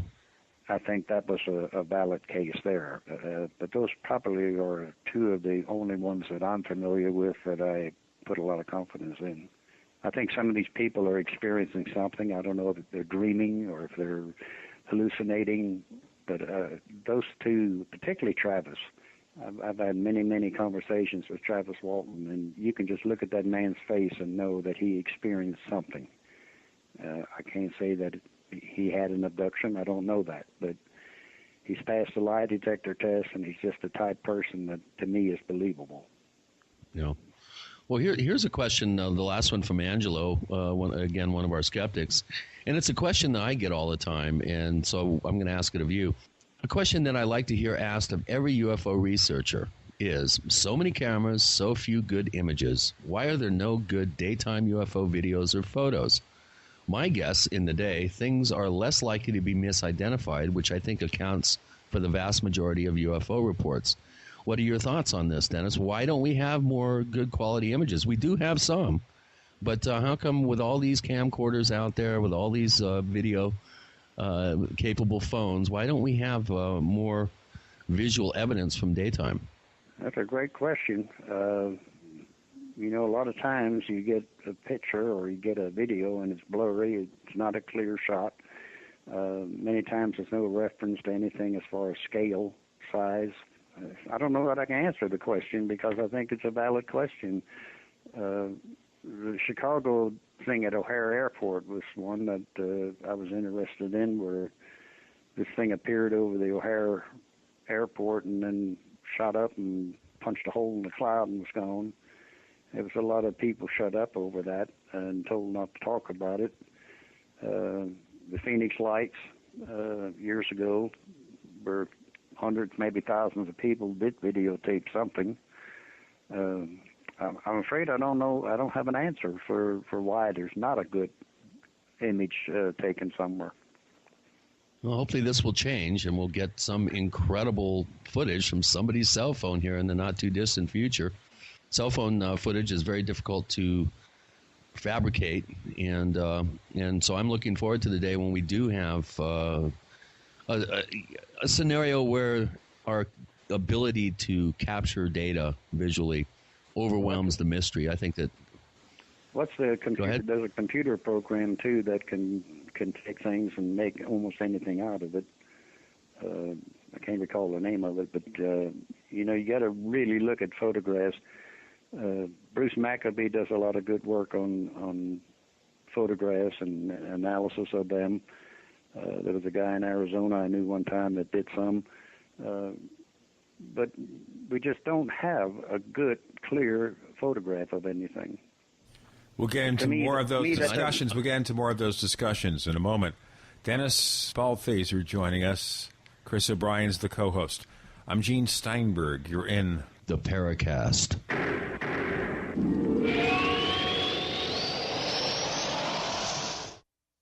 Hi, Ted Anderson announcing a great way to listen to radio on the telephone. By calling 760-569-7700, you'll be hearing GCNlive.com programs in seconds. Come to GCNlive.com, find your favorite host's dedicated phone number, and hear them 24/7. You heard me right. Every show has a dedicated phone number. Stop by GCNlive.com and bookmark their number today. And again, that's 760-569-7700.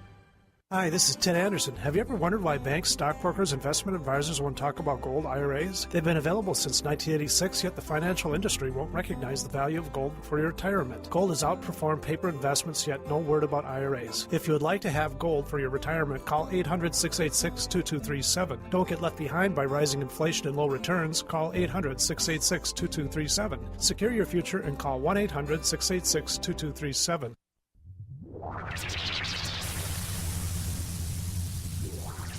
Welcome back to the Paracast, the gold standard of paranormal radio. And now, here's Gene Steinberg. the final hour of the Paracast with Gene and Chris talking to Dennis Balthaser. Dennis, where's your website? www.truthseeker@Roswell. That's all one word, and the word AT at truthseeker@Roswell.com. Truthseeker@Roswell.com. If you click on Dennis Balthaser's name over at theparacast.com, you go there. Magically, we beam you up. By the way, you guys are doing a really good job when pronouncing Balthaser. Okay, good. That's important to get the guest name right. 49 years in radio. Well, I have to carry cards so I know how to spell it. Well, we have a bunch of questions here, several of which you've already answered. There's a question about Annie Jacobson's new book, about Area 51.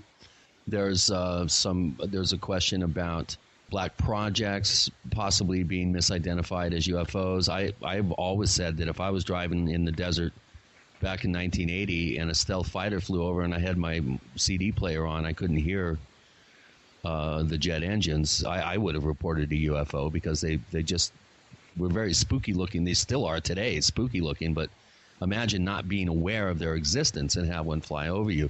How many sightings do you think could be attributed to potential black project type craft? Well, I think there's a lot, particularly in the western United States with White Sands, Area 51, Edwards Air Force Base.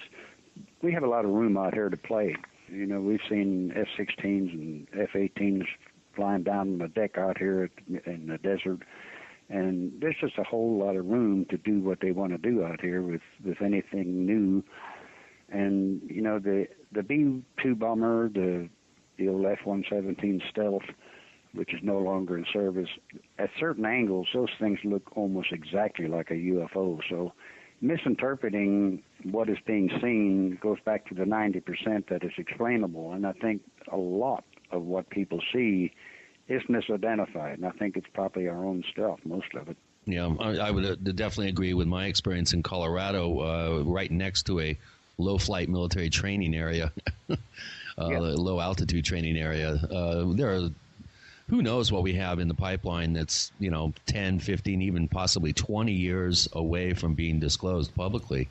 That raises the other question about Roswell, Chris and Dennis, and that is, if we recovered an alien aircraft in 1947, and granted we didn't have the technology then to maybe understand what a civilization hundreds or thousands of years ahead of us might do, are there any examples of that alien technology anywhere? And I guess we can set aside Philip Corso, or should we set aside Philip Corso? I knew Philip Corso. I met him here at Roswell 3 times. Really liked the guy as a person. Little bitty guy.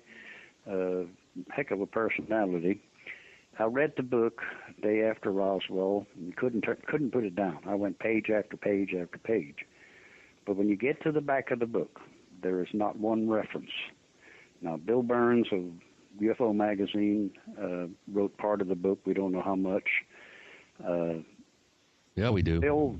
Bill had some ideas that to me made a lot of sense. But the fact that he had no references bothered me. And again, I'm going back to confirmation and validity of this information. So he mentioned microchips as being coming from the Roswell craft, one of the things. Lasers, microchips, night vision, things like that. Well, we know microchips were invented by a guy at Texas Instruments. He got the Nobel Peace Prize for it. So I questioned that. But the way Corso explained it was that he gave that information to industries, and they didn't know where it came from. We were already working on night vision because we had captured night vision from the Germans, the old red night vision, and then all of a sudden we had this green night vision we use today. So I have a lot of questions about Corso's information, and whether he wrote it or whether Bill Burns wrote it, I don't know. But it's well, there's a way to find out. Dennis, well, if you go to the Open Minds website, they have made available the original Corso manuscript that I guess Bill Burns then took and put his stamp, a creative stamp on it, and there are quite a bit of differences between the two. I've done a little bit of digging on the Corso story and found that he was not happy with the embellishments that were put into the final published version of the Day After Roswell. So if you're interested in looking and comparing versions, Open Minds has made available the Corso original manuscript. Another thing that you're involved with is your work in Egyptology and the Great Pyramids, and we have a number of questions that talk about your involvement in that type of research. Do you want to give us an overview of how you got involved in investigating these incredible structures? And John DeSalvo is head of the advisory board of the Great Pyramids of Giza, and apparently he had been on Jeff Rentz's radio show, Sightings on the Radio, and was talking about this, and somehow ETs came up connected to pyramids. And I think Jeff recommended he get a hold of me, and he did, and he said that he would like for me to join the advisory board. This was several years ago. They consist of about 30 different gentlemen from around the world, from Italy, France, Ukraine. Most of them are Egyptologists and physicists and high-educated people. And then they stuck this old UFO researcher on there also.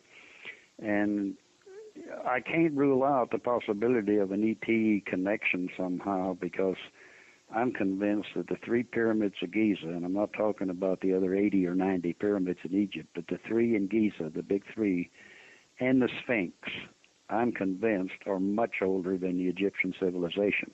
Why are you convinced of that? Well, primarily because of the Sphinx and the deterioration on the back of it. The Sphinx was covered in sand up to its neck until the 1800s. So nobody even knew there was a body on the bottom of that Sphinx.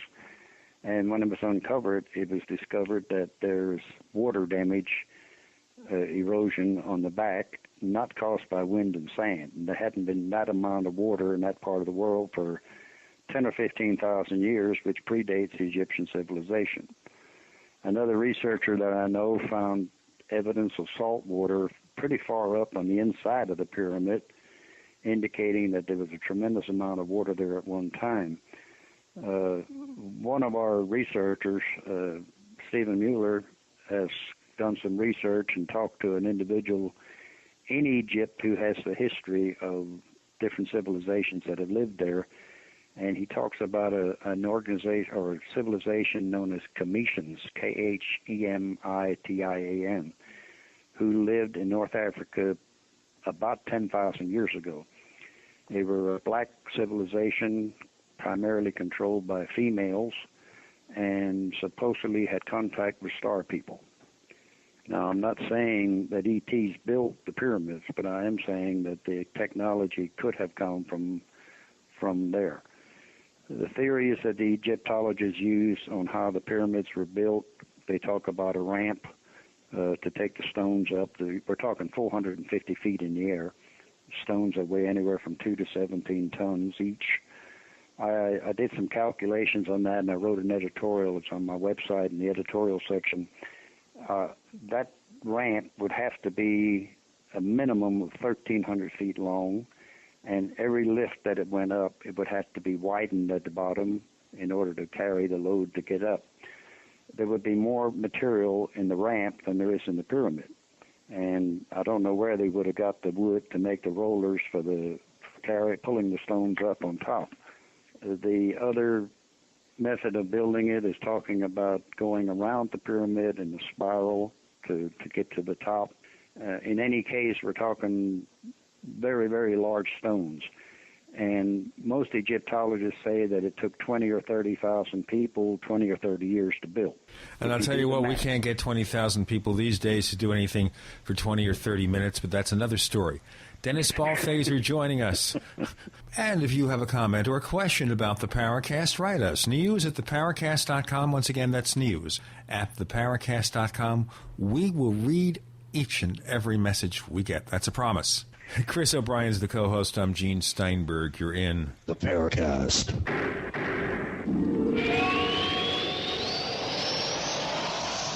You expect professional service from your doctor, your accountant, and even the girl who takes your morning coffee order. Why not from your domain registrar, too? Namecheap.com provides stellar service with no sneaky upselling. We offer more features and security options for your website than there are ways to order a latte. And new domains come with WhoIsGuard to protect your personal info. At Namecheap.com, you can get your domain for as low as $2.99. Now is a great time to get to know Namecheap.com. For 58 years, Fate has provided true reports of the strange and unknown. Fate brings you the latest in all aspects of the paranormal, like angels and miracles, psychic phenomena, ghosts, UFOs, and much, much more. To receive your complimentary Fate magazine, call now at 1-800-728-2730 or visit their website at www.fatemag.com. That's 1-800-728-2730. What are you waiting for? Your fate awaits. Peter Cratchnumel from Midas Resources. Today's July 15th, 2011. Gold opened this morning at $15.88. A 1-ounce gold coin can be purchased for $16.27.92, $8.13.96 for a half ounce, and $406.98 for a quarter ounce. $16.27.92, $8.13.96, and $406.98. The Constitution and Bill of Rights have been reduced to old relics politicians ignore and trample with their outlandish, overreaching policies. Your support for the Campaign for Liberty stands in the way of this insidious process. Hi, this is Ted Anderson. I've teamed up with the Campaign for Liberty to offer the authentic proof quarter-ounce pure gold coin. For only $480 plus shipping and handling, Midas will donate $100 to this incredible organization. Help fight big government by ordering your gold coin at 800-686-2237. You get to win twice by owning gold and fighting an overreaching government. Call 800-686-2237. Again, that's 800-686-2237. If you're concerned about radiation poisoning from Japan in the air, water, or food and can't find potassium iodide, go to RestoreYourHealthNow.com and choose Liquid Zeolite. Liquid Zeolite is hands down the best product to remove radiation from your body and safely removes toxins, heavy metals, boosts energy levels, and promotes a strong immune system. For fatigue, muscle weakness, headaches, memory loss, influenza, joint pain, or toxic radiation poisoning, use Liquid Zeolite from RestoreYourHealthNow.com. Liquid Zeolite is so powerful it was used to clean up contamination in Chernobyl, yet so gentle you won't even know you're taking it. Liquid Zeolite comes with a money-back guarantee, but is only available at RestoreYourHealthNow.com. Learn how to get free bottles of Liquid Zeolite at RestoreYourHealthNow.com. That's RestoreYourHealthNow.com or call 800-880-9976. Call 800-880-9976 today and learn how to get free bottles of Liquid Zeolite.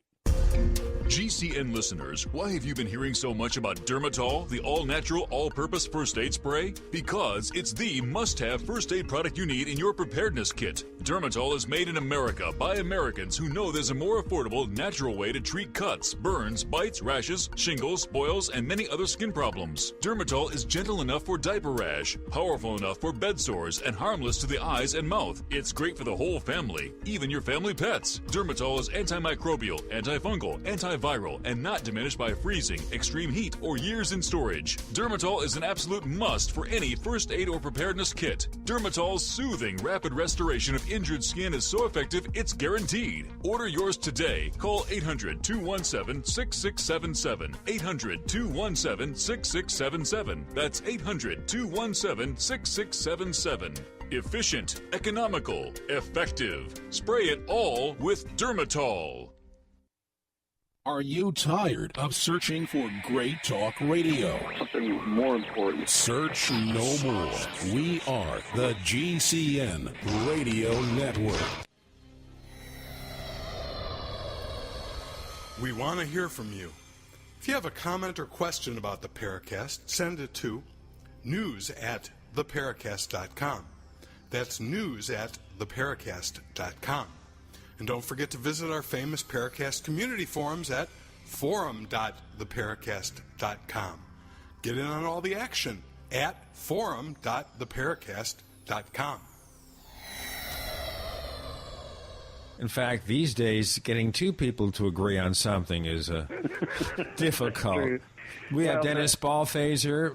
The co-host is Chris O'Brien. I'm Gene Steinberg. You're in the Paracast.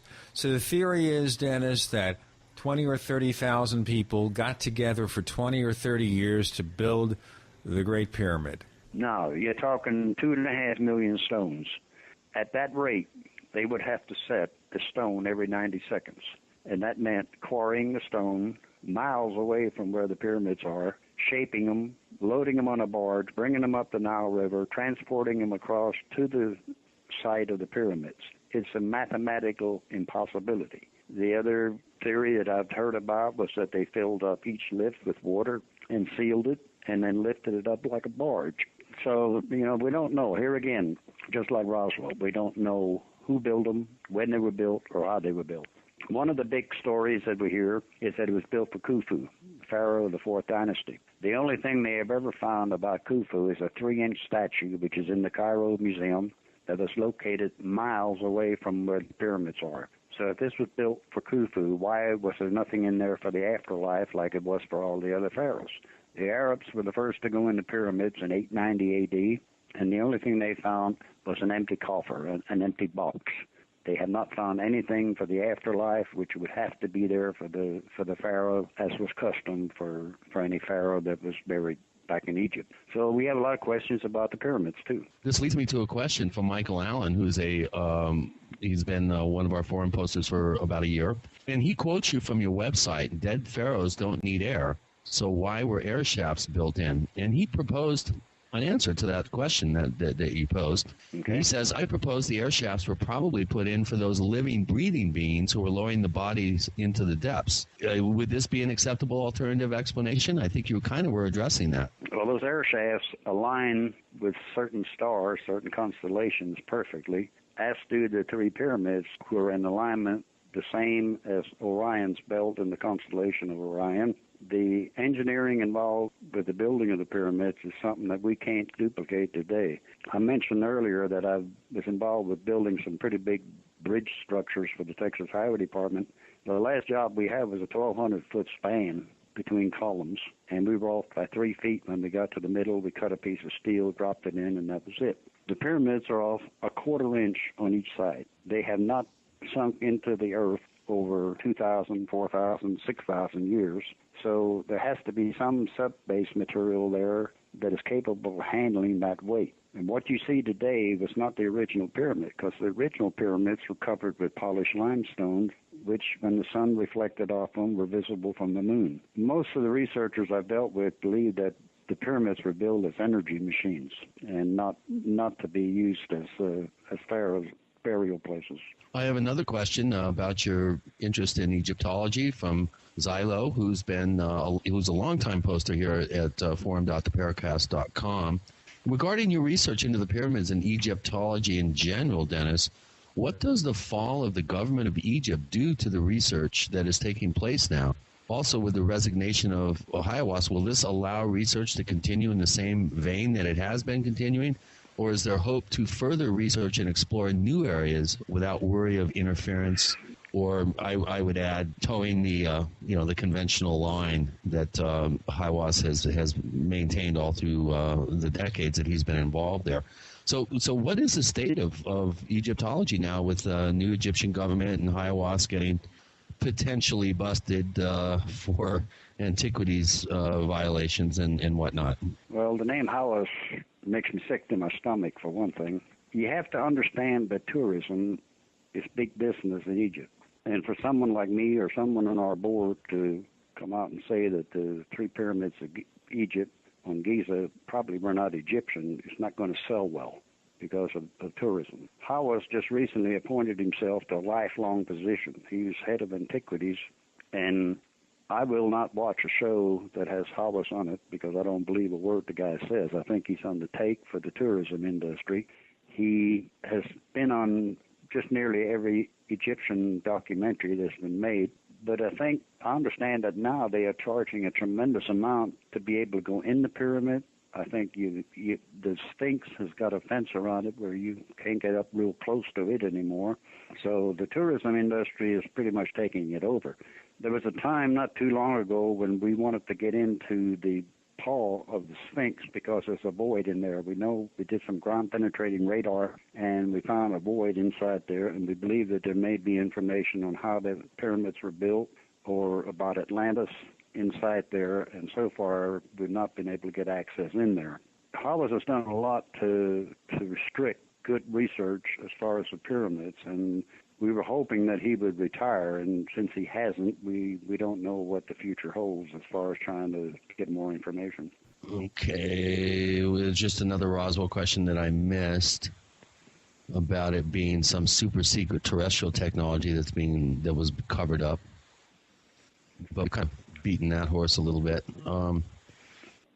We can't beat those horses, so let's look past the repetitive Roswell questions. Well, my question's about, I've always been fascinated, obviously, with the pyramids and other megalithic structures. What are your theories in terms of, could these structures actually be proof in some way, shape, or form of some sort of intervention by technological outsiders, for lack of a better term? I cringe at the extraterrestrial hypothesis, so I tend to try to couch everything in general terms. But do you think you mentioned the impossibility of laying, one of these blocks every 90 seconds with the prevailing theory, and the lintel, what is it? I think there's a stone at Baalbek in Lebanon that's so large, I forget how many, it's almost 1,000 tons, if memory serves me correct, that we couldn't even lay today with modern super heavy-duty equipment to lift a stone of that size. How do you think megalithic structures were created? Do you think that they were completely terrestrial in their origin in terms of the technology involved, or do you think we have yet to discover some sort of knowledge that ancient man had, let's say, to levitate stones, for instance, has been a prevailing theory? Or do you think that there's some outside influence that has helped us in these constructions? Well, you got Easter Island, you got the Incas, the Mayans, you got Stonehenge. Those are all structures that were built hundreds or thousands of years ago. And we'll have to get into more of those mysterious structures, if they are mysterious, with Dennis Balthaser, progressing beyond Roswell into other interests. But first, a reminder, if you'd like to have your question read to our guests on the Paracast, here's the way we do it.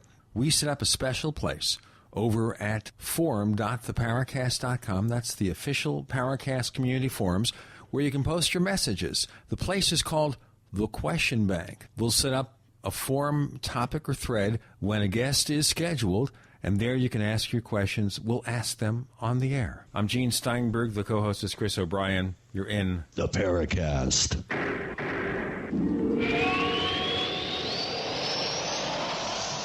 Graphic Converter is the image manipulation tool for the rest of us. It does not use any database. You get full control of all your files. Want to view the images of a folder? Drag it into Graphic Converter, and a powerful browser opens up to show your image files. You could use it for slideshows. You could use it to import images from digital cameras or from scanners. Need to do some image editing? You can do that too in Graphic Converter. Also print catalogs. Convert from so many formats I can't even list them. Download now to see if Graphic Converter is good for you, like 1.5 million other users. Guess what? You could save money when you buy Graphic Converter. Use the coupon code Night Owl. Use the coupon code Night Owl to get a special price for Graphic Converter. Go to lemkesoft.com. That's Lemke soft.com. Lemkesoft.com. Lemke soft.com.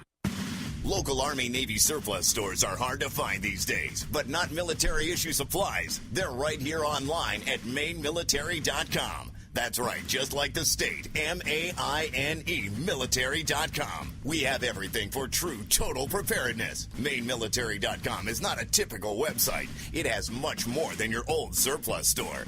Quality military-issue survival gear like canteens, mess kits, utensils, gas masks, filters, and chemical suits. Magnesium fire-starting tools, strike anywhere, waterproof, and storm matches. First aid kits, splints, tourniquets, parachute 550 cord, military manuals, sandbags by the bale, and a huge Molly assortment of vests and pouches for every need. Call 207-989-6783, 207-989-6783, or visit mainmilitary.com. That's M-A-I-N-E military.com, the main name in military supply.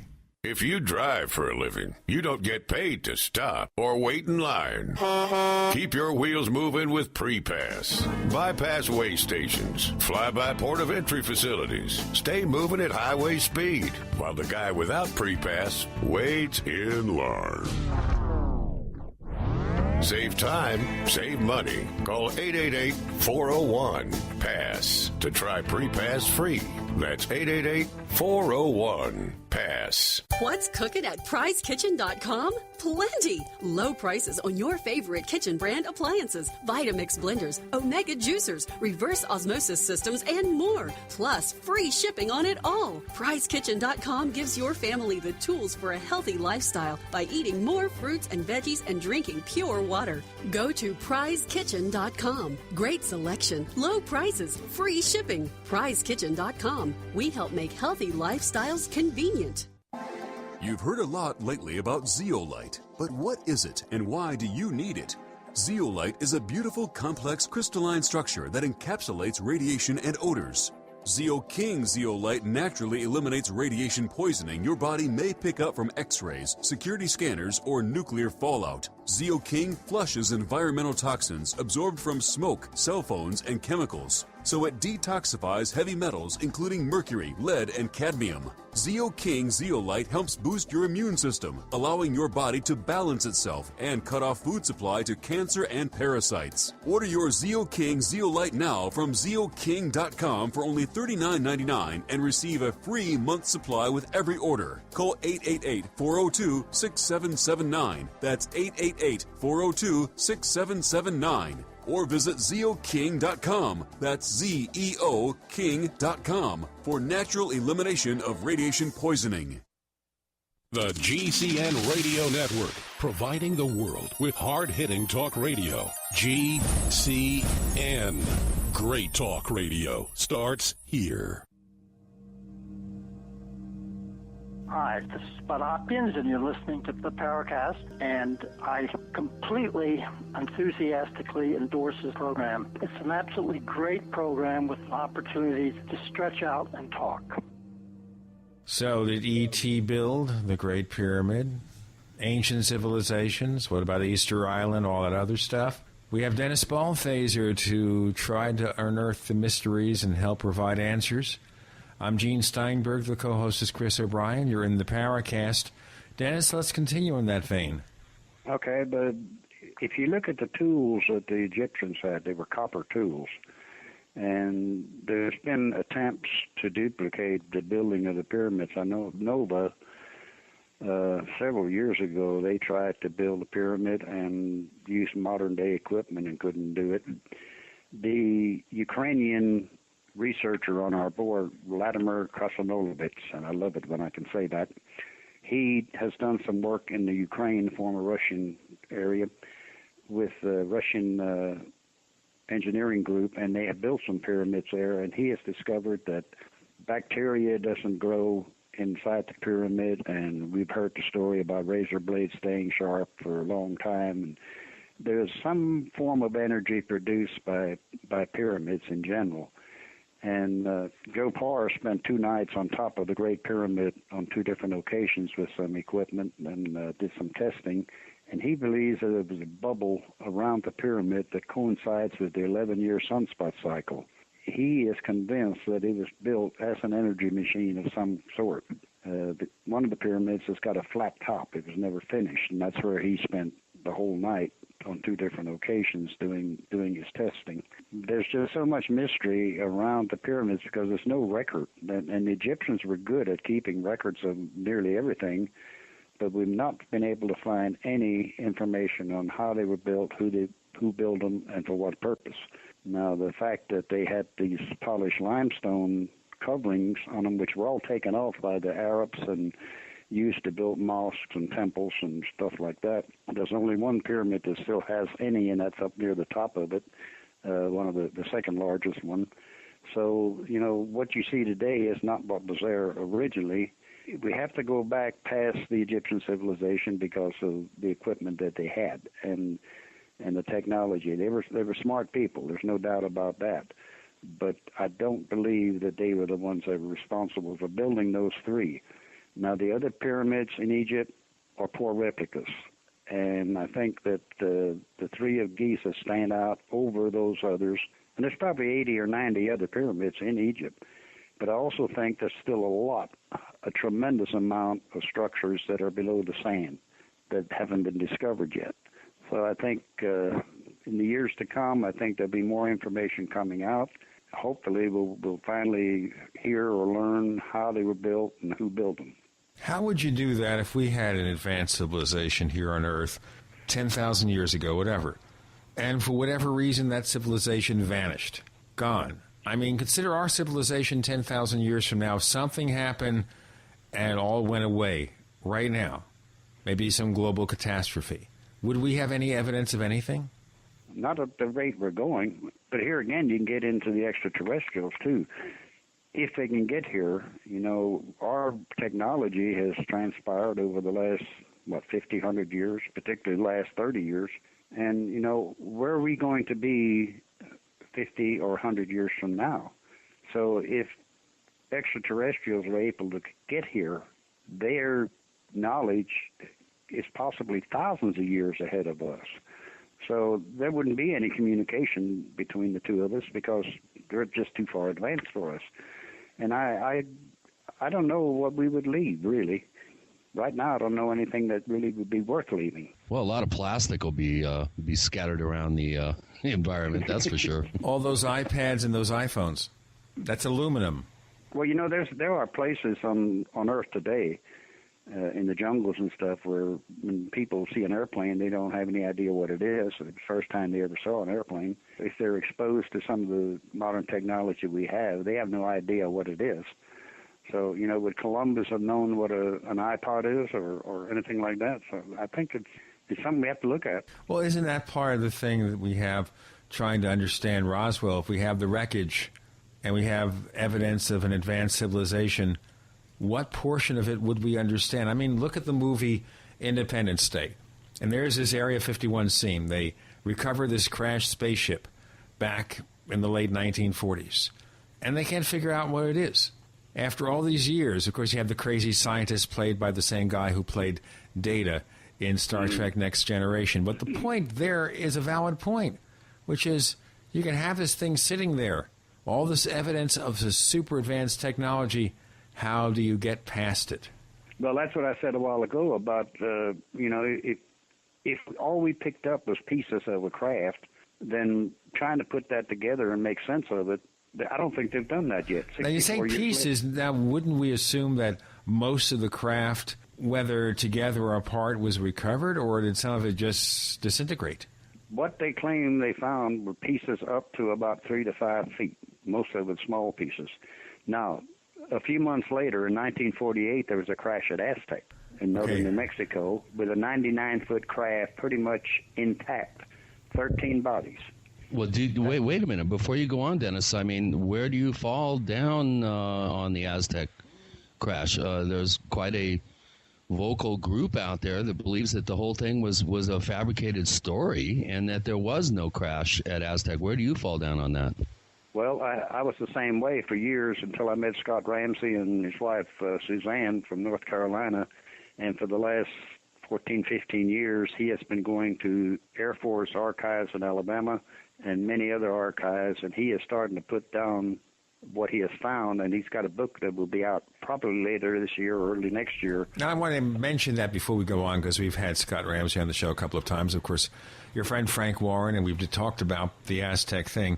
And the problem I have with it, and a lot of people have, is that we hear about the book, but it's always vaporware, as they say in software. It's promised but never delivered. Is it going to really happen this time? It's going to happen. He just keeps. I talked to him the other day, and he said he had gone out to California and talked to Silas's granddaughter or somebody, and got some more information. He said every time he's ready to complete the book, he's got another chapter or another bunch of information to put in it. So I can't tell you when he's going to come out with it, but I know he is, and I'm looking forward to it. I really am. I worked with Scott and Suzanne for the last 10, 15 years, I guess, and I was of the opinion that Aztec was nothing. And the more I've talked to Scott and to other people, I believe it did happen, and that the craft was taken probably to Colorado on the back roads where nobody knew about it. So why are so many people dismissive of this case?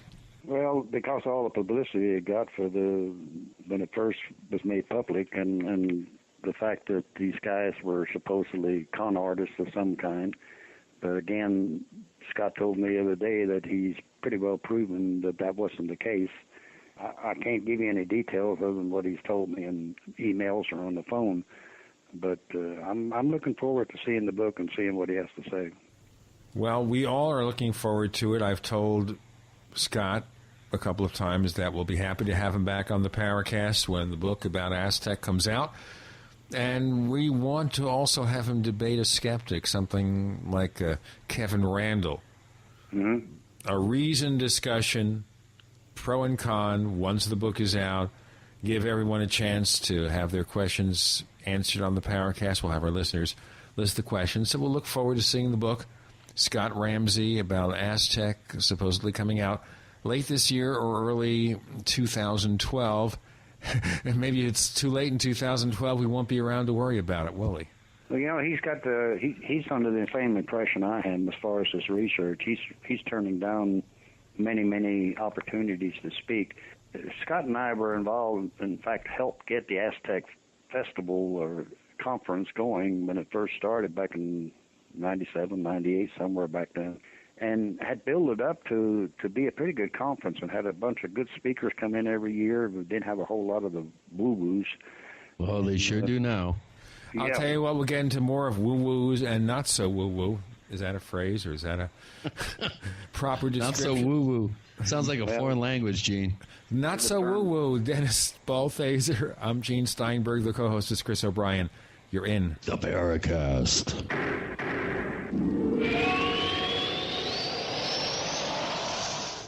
So here's what happened. I was placing an order online. The site went down. It just stopped responding. It took hours before it returned, but I'd already placed the order with another company. If your site goes down, you could lose business. And if you have a business or personal site, you'll want to know it's easy to run and it will stay online. At iWeb, your site is hosted on one of the most reliable networks in the world. Check it out. iWeb.com. That's iWeb.com. For 58 years, Fate has provided true reports of the strange and unknown. Fate brings you the latest in all aspects of the paranormal, like angels and miracles, psychic phenomena, ghosts, UFOs, and much, much more. To receive your complimentary Fate magazine, call now at 1-800-728-2730 or visit their website at www.fatemag.com. That's 1-800-728-2730. What are you waiting for? Your fate awaits. How would you like to have normal blood pressure? This is Ernesto from Illinois. I had my doctor's appointment yesterday, and I got my labs in.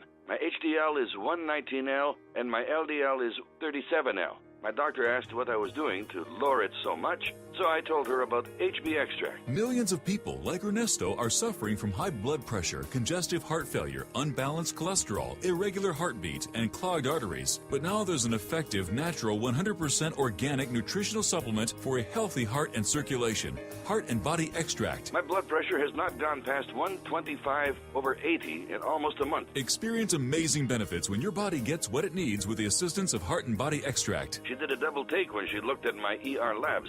She couldn't believe it. Order at hbextract.com or call 866-295-5305. That's hbextract.com or call 866-295-5305. Thank you. Heart and Body Extract.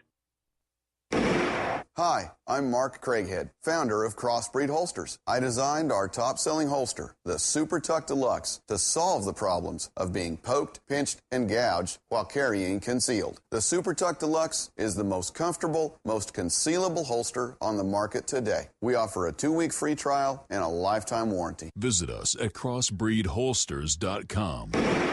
Don't forget, crossbreedholsters.com. Hi, this is Ted Anderson. Have you ever wondered why banks, stockbrokers, investment advisors won't talk about gold IRAs? They've been available since 1986, yet the financial industry won't recognize the value of gold for your retirement. Gold has outperformed paper investments, yet no word about IRAs. If you would like to have gold for your retirement, call 800-686-2237. Don't get left behind by rising inflation and low returns. Call 800-686-2237. Secure your future and call 1-800-686-2237. You've heard great things about Berkey. You've been thinking of getting a Berkey water purification system, but for some reason, you haven't made your purchase just yet. Okay, here's one more reason to buy the best water purification system you can buy now. The Berkey guy at GoBerkey.com is giving away free Pelican flashlights. Yes, with every purchase of any Berkey water purification system from the Berkey guy at GoBerkey.com, you'll receive a free Pelican 2360 LED flashlight, a $39 value. But it won't last long. This offer ends today. Hurry, call 877-886-3653, 877-886-3653, or shop online at GoBerkey.com. That's go, BERKEY.com. No coupon code necessary. A free Pelican flashlight is yours with every purchase of any Berkey water purification system only at GoBerkey.com or by calling 877-886-3653. Hurry, offer ends today. America's #1 source for independent talk radio for over a decade. We are the GCN Radio Network. Hi, this is Ted Phillips listening to the Paracast, and it's as good as it gets, believe me. That is Chris O'Brien's not-so-woo-woo voice. He's the co-host. I'm Gene Steinberg, the host. Our guest is Dennis Balthaser for one more time on the Paracast, and we are taking a brief excursion into Aztec territory. It's controversial, and people who even accept Roswell don't necessarily accept Aztec. And maybe that's one of the final few questions we'll go into, Dennis. Why is it, then, that Aztec tends to be more dismissed? Well, it hasn't had the publicity, for one thing, that Roswell's had for many years. You haven't had the type researchers involved, I think. Like, well, Stanton was the first original civilian researcher for Roswell, and Schmidt and Carey and David Rudiak, myself. We've had a lot of serious researchers working Roswell, whereas with Aztec, I think Scott probably is going to be, I believe Scott will be the authority on Aztec. I really do. I think he has enough information that he'll present that it's going to give it a lot of validity, and I think it's going to make people look at it twice. Speaking of northern New Mexico, where do you come down in terms of Dulce? I mean, that's I think you were up there at the at Norio Hayakawa's inaugural conference, if I remember correctly, and there was quite a collection of researchers that presented there, and we both networked with quite a number of people, including some local Hickory Apache. Where do you come down on the whole Dulce scenario? Because, of course, Dulce is just right down the road from Aztec. I really don't know about Dulce. I've heard the stories for years, and when we had that meeting, that conference, we all stayed at the Hickory Apache Best Western, the only hotel in town. And there's a lot of money been spent in that little town of Dulce for the Hickory Apache Reservation is headquartered there. And they have some very modernistic schools and buildings and things like that. And then they had this Best Western hotel with a casino in it out in the middle of nowhere. When we had the conference, we had Norio expected 20, 30 people, and we had 130 show up. And we had to move it twice to get it into the facility that the fire people would let us use. I got the impression from the Native Americans that if they see something, they pretty much keep it to themselves because they think it's personal. If they see something in the sky, they think that's just for them. And they don't share a whole lot, although some of them that were at the conference did and talked about craft they had seen and things like that. But one of the interesting things that happened was the morning of the conference on a Sunday. It was supposed to start at 10 o'clock, and about 8 o'clock, we heard... Thump, thump, thump, thump, thump, thump. Yeah, and there was a black unmarked helicopter hovering over the hotel. I think he was probably looking at license plates of the vehicles in the parking lot. But the Hickory Apache were very upset because they had no idea where the helicopter came from or what its purpose was. They do have one come in for medical once in a while, but nothing like that. So that got everybody's attention. I talked to one guy who said that it's real, but it's not on the Archuleta Mesa where everybody thinks. It's somewhere else, close by. And, of course, they've had a lot of cattle mutilations, which Chris knows about up there in that area. And one of the ranchers, in fact, has had to quit raising cattle because of the mutilations. And did a good presentation, Manuel Gomez. He was the first real major presenter at the conference. I was actually impressed with his documentation, his command of the case, which goes back to the late 70s. And there's definitely something going on there. And the revelation that Archuleta Mesa is you could almost consider it potentially as a red herring. As you mentioned, there was some talk about a facility being located 18 miles west of Dulce, in the direction of Aztec, kind of halfway between Dulce and Aztec. And I don't know anybody that's really, pardon the expression, dug into that particular assertion. But so do you feel that there is some sort of facility there, irregardless of whether it's, alien or maybe a joint alien-human facility? Do you have a sense that there is some sort of underground facility there? I think there is somewhere, and I think Dulce may be the diversionary site for it. I don't know if you've been on the Mesa or not, Chris, but Scott, get back to Scott Ramsey, has been up there several times, and he said that there is a place up there which has got a doorway of some kind that's been gunite or concreted over, and there's some equipment up there that he says is from an old mine, which, with my knowledge of underground bases, that would be an ideal location to start a underground facility because it wouldn't have to do all the drilling. It would already have access to a void in the earth. So I think maybe there's something to it. Phil Schneider's story is of interest to me, but many have tried to disprove that, and I don't know if there's any validity to Schneider's story about the firefight and things like that. New Mexico is just full of stuff that people don't know anything about. You have Los Alamos, Sandia Lab, White Sands, the atomic bomb was tested here. How much of that do you think is related, however, to situations of test weapons and test equipment, test aircraft? I think most of the aircraft testing is probably up at Area 51 rather than at White Sands or any of the places here in town, here in New Mexico. But plus Los Alamos, we don't know what goes on all up there. One of the things I found on the underground basis research that really shocked me was that FEMA, the Federal Emergency Management Agency, is heavily involved in underground facilities. They started this back years ago as a continuity of government for the president and the Congress and things like that. There's a location in Raven Rock, Pennsylvania that has a complete underground Pentagon for all the military bigwigs. The White House has a facility underneath it where Cheney went during the 9/11 terrorist attack. Bush went to Nebraska. He was down south and got on Air Force One and went to Nebraska, went underground. Raven Rock is a military. Greenbrier used to be for the Congress. That's been exposed, and now they have a new place somewhere I haven't found yet. So there's a lot going on with underground facilities, and it's become necessary because of satellites. You can't do anything above ground anymore because you can read a newspaper from 200 miles up. And I think anything that's secretive is going to either be done inside a hangar or a building or either underground. Thus, the reason for places like Area 51 having 22 levels below ground, one of the bases in California, 40-some levels below ground.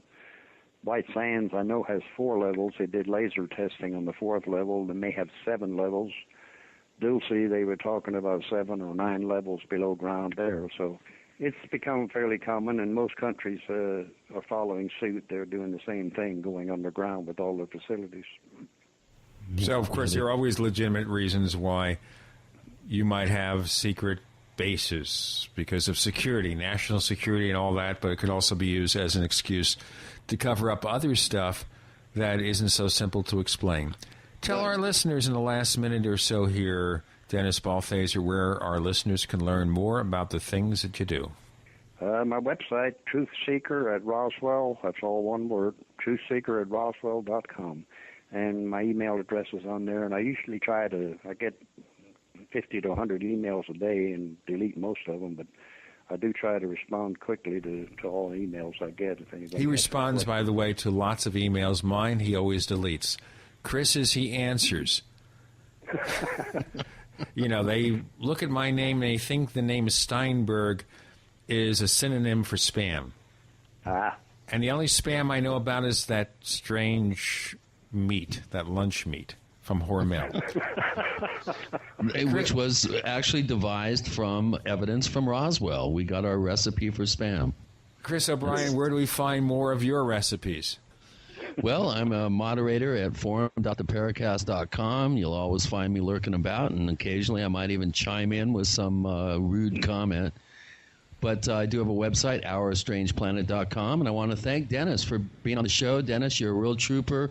It's always a pleasure when we run into each other and compare notes. And, hey, I think you still have something to offer the field. I think you should think twice about, it's kind of retiring from the field. And I'm glad to hear that you're out and about and doing your keynote speaker and master of ceremonies jobs. You did a great job at Angel Fire, and, I applaud your many years and all your efforts. Well, thank you. I appreciate that. And you guys one of the best shows on the internet and on the radio, and I really appreciate your in-depth research that you do. I'm in awe of that.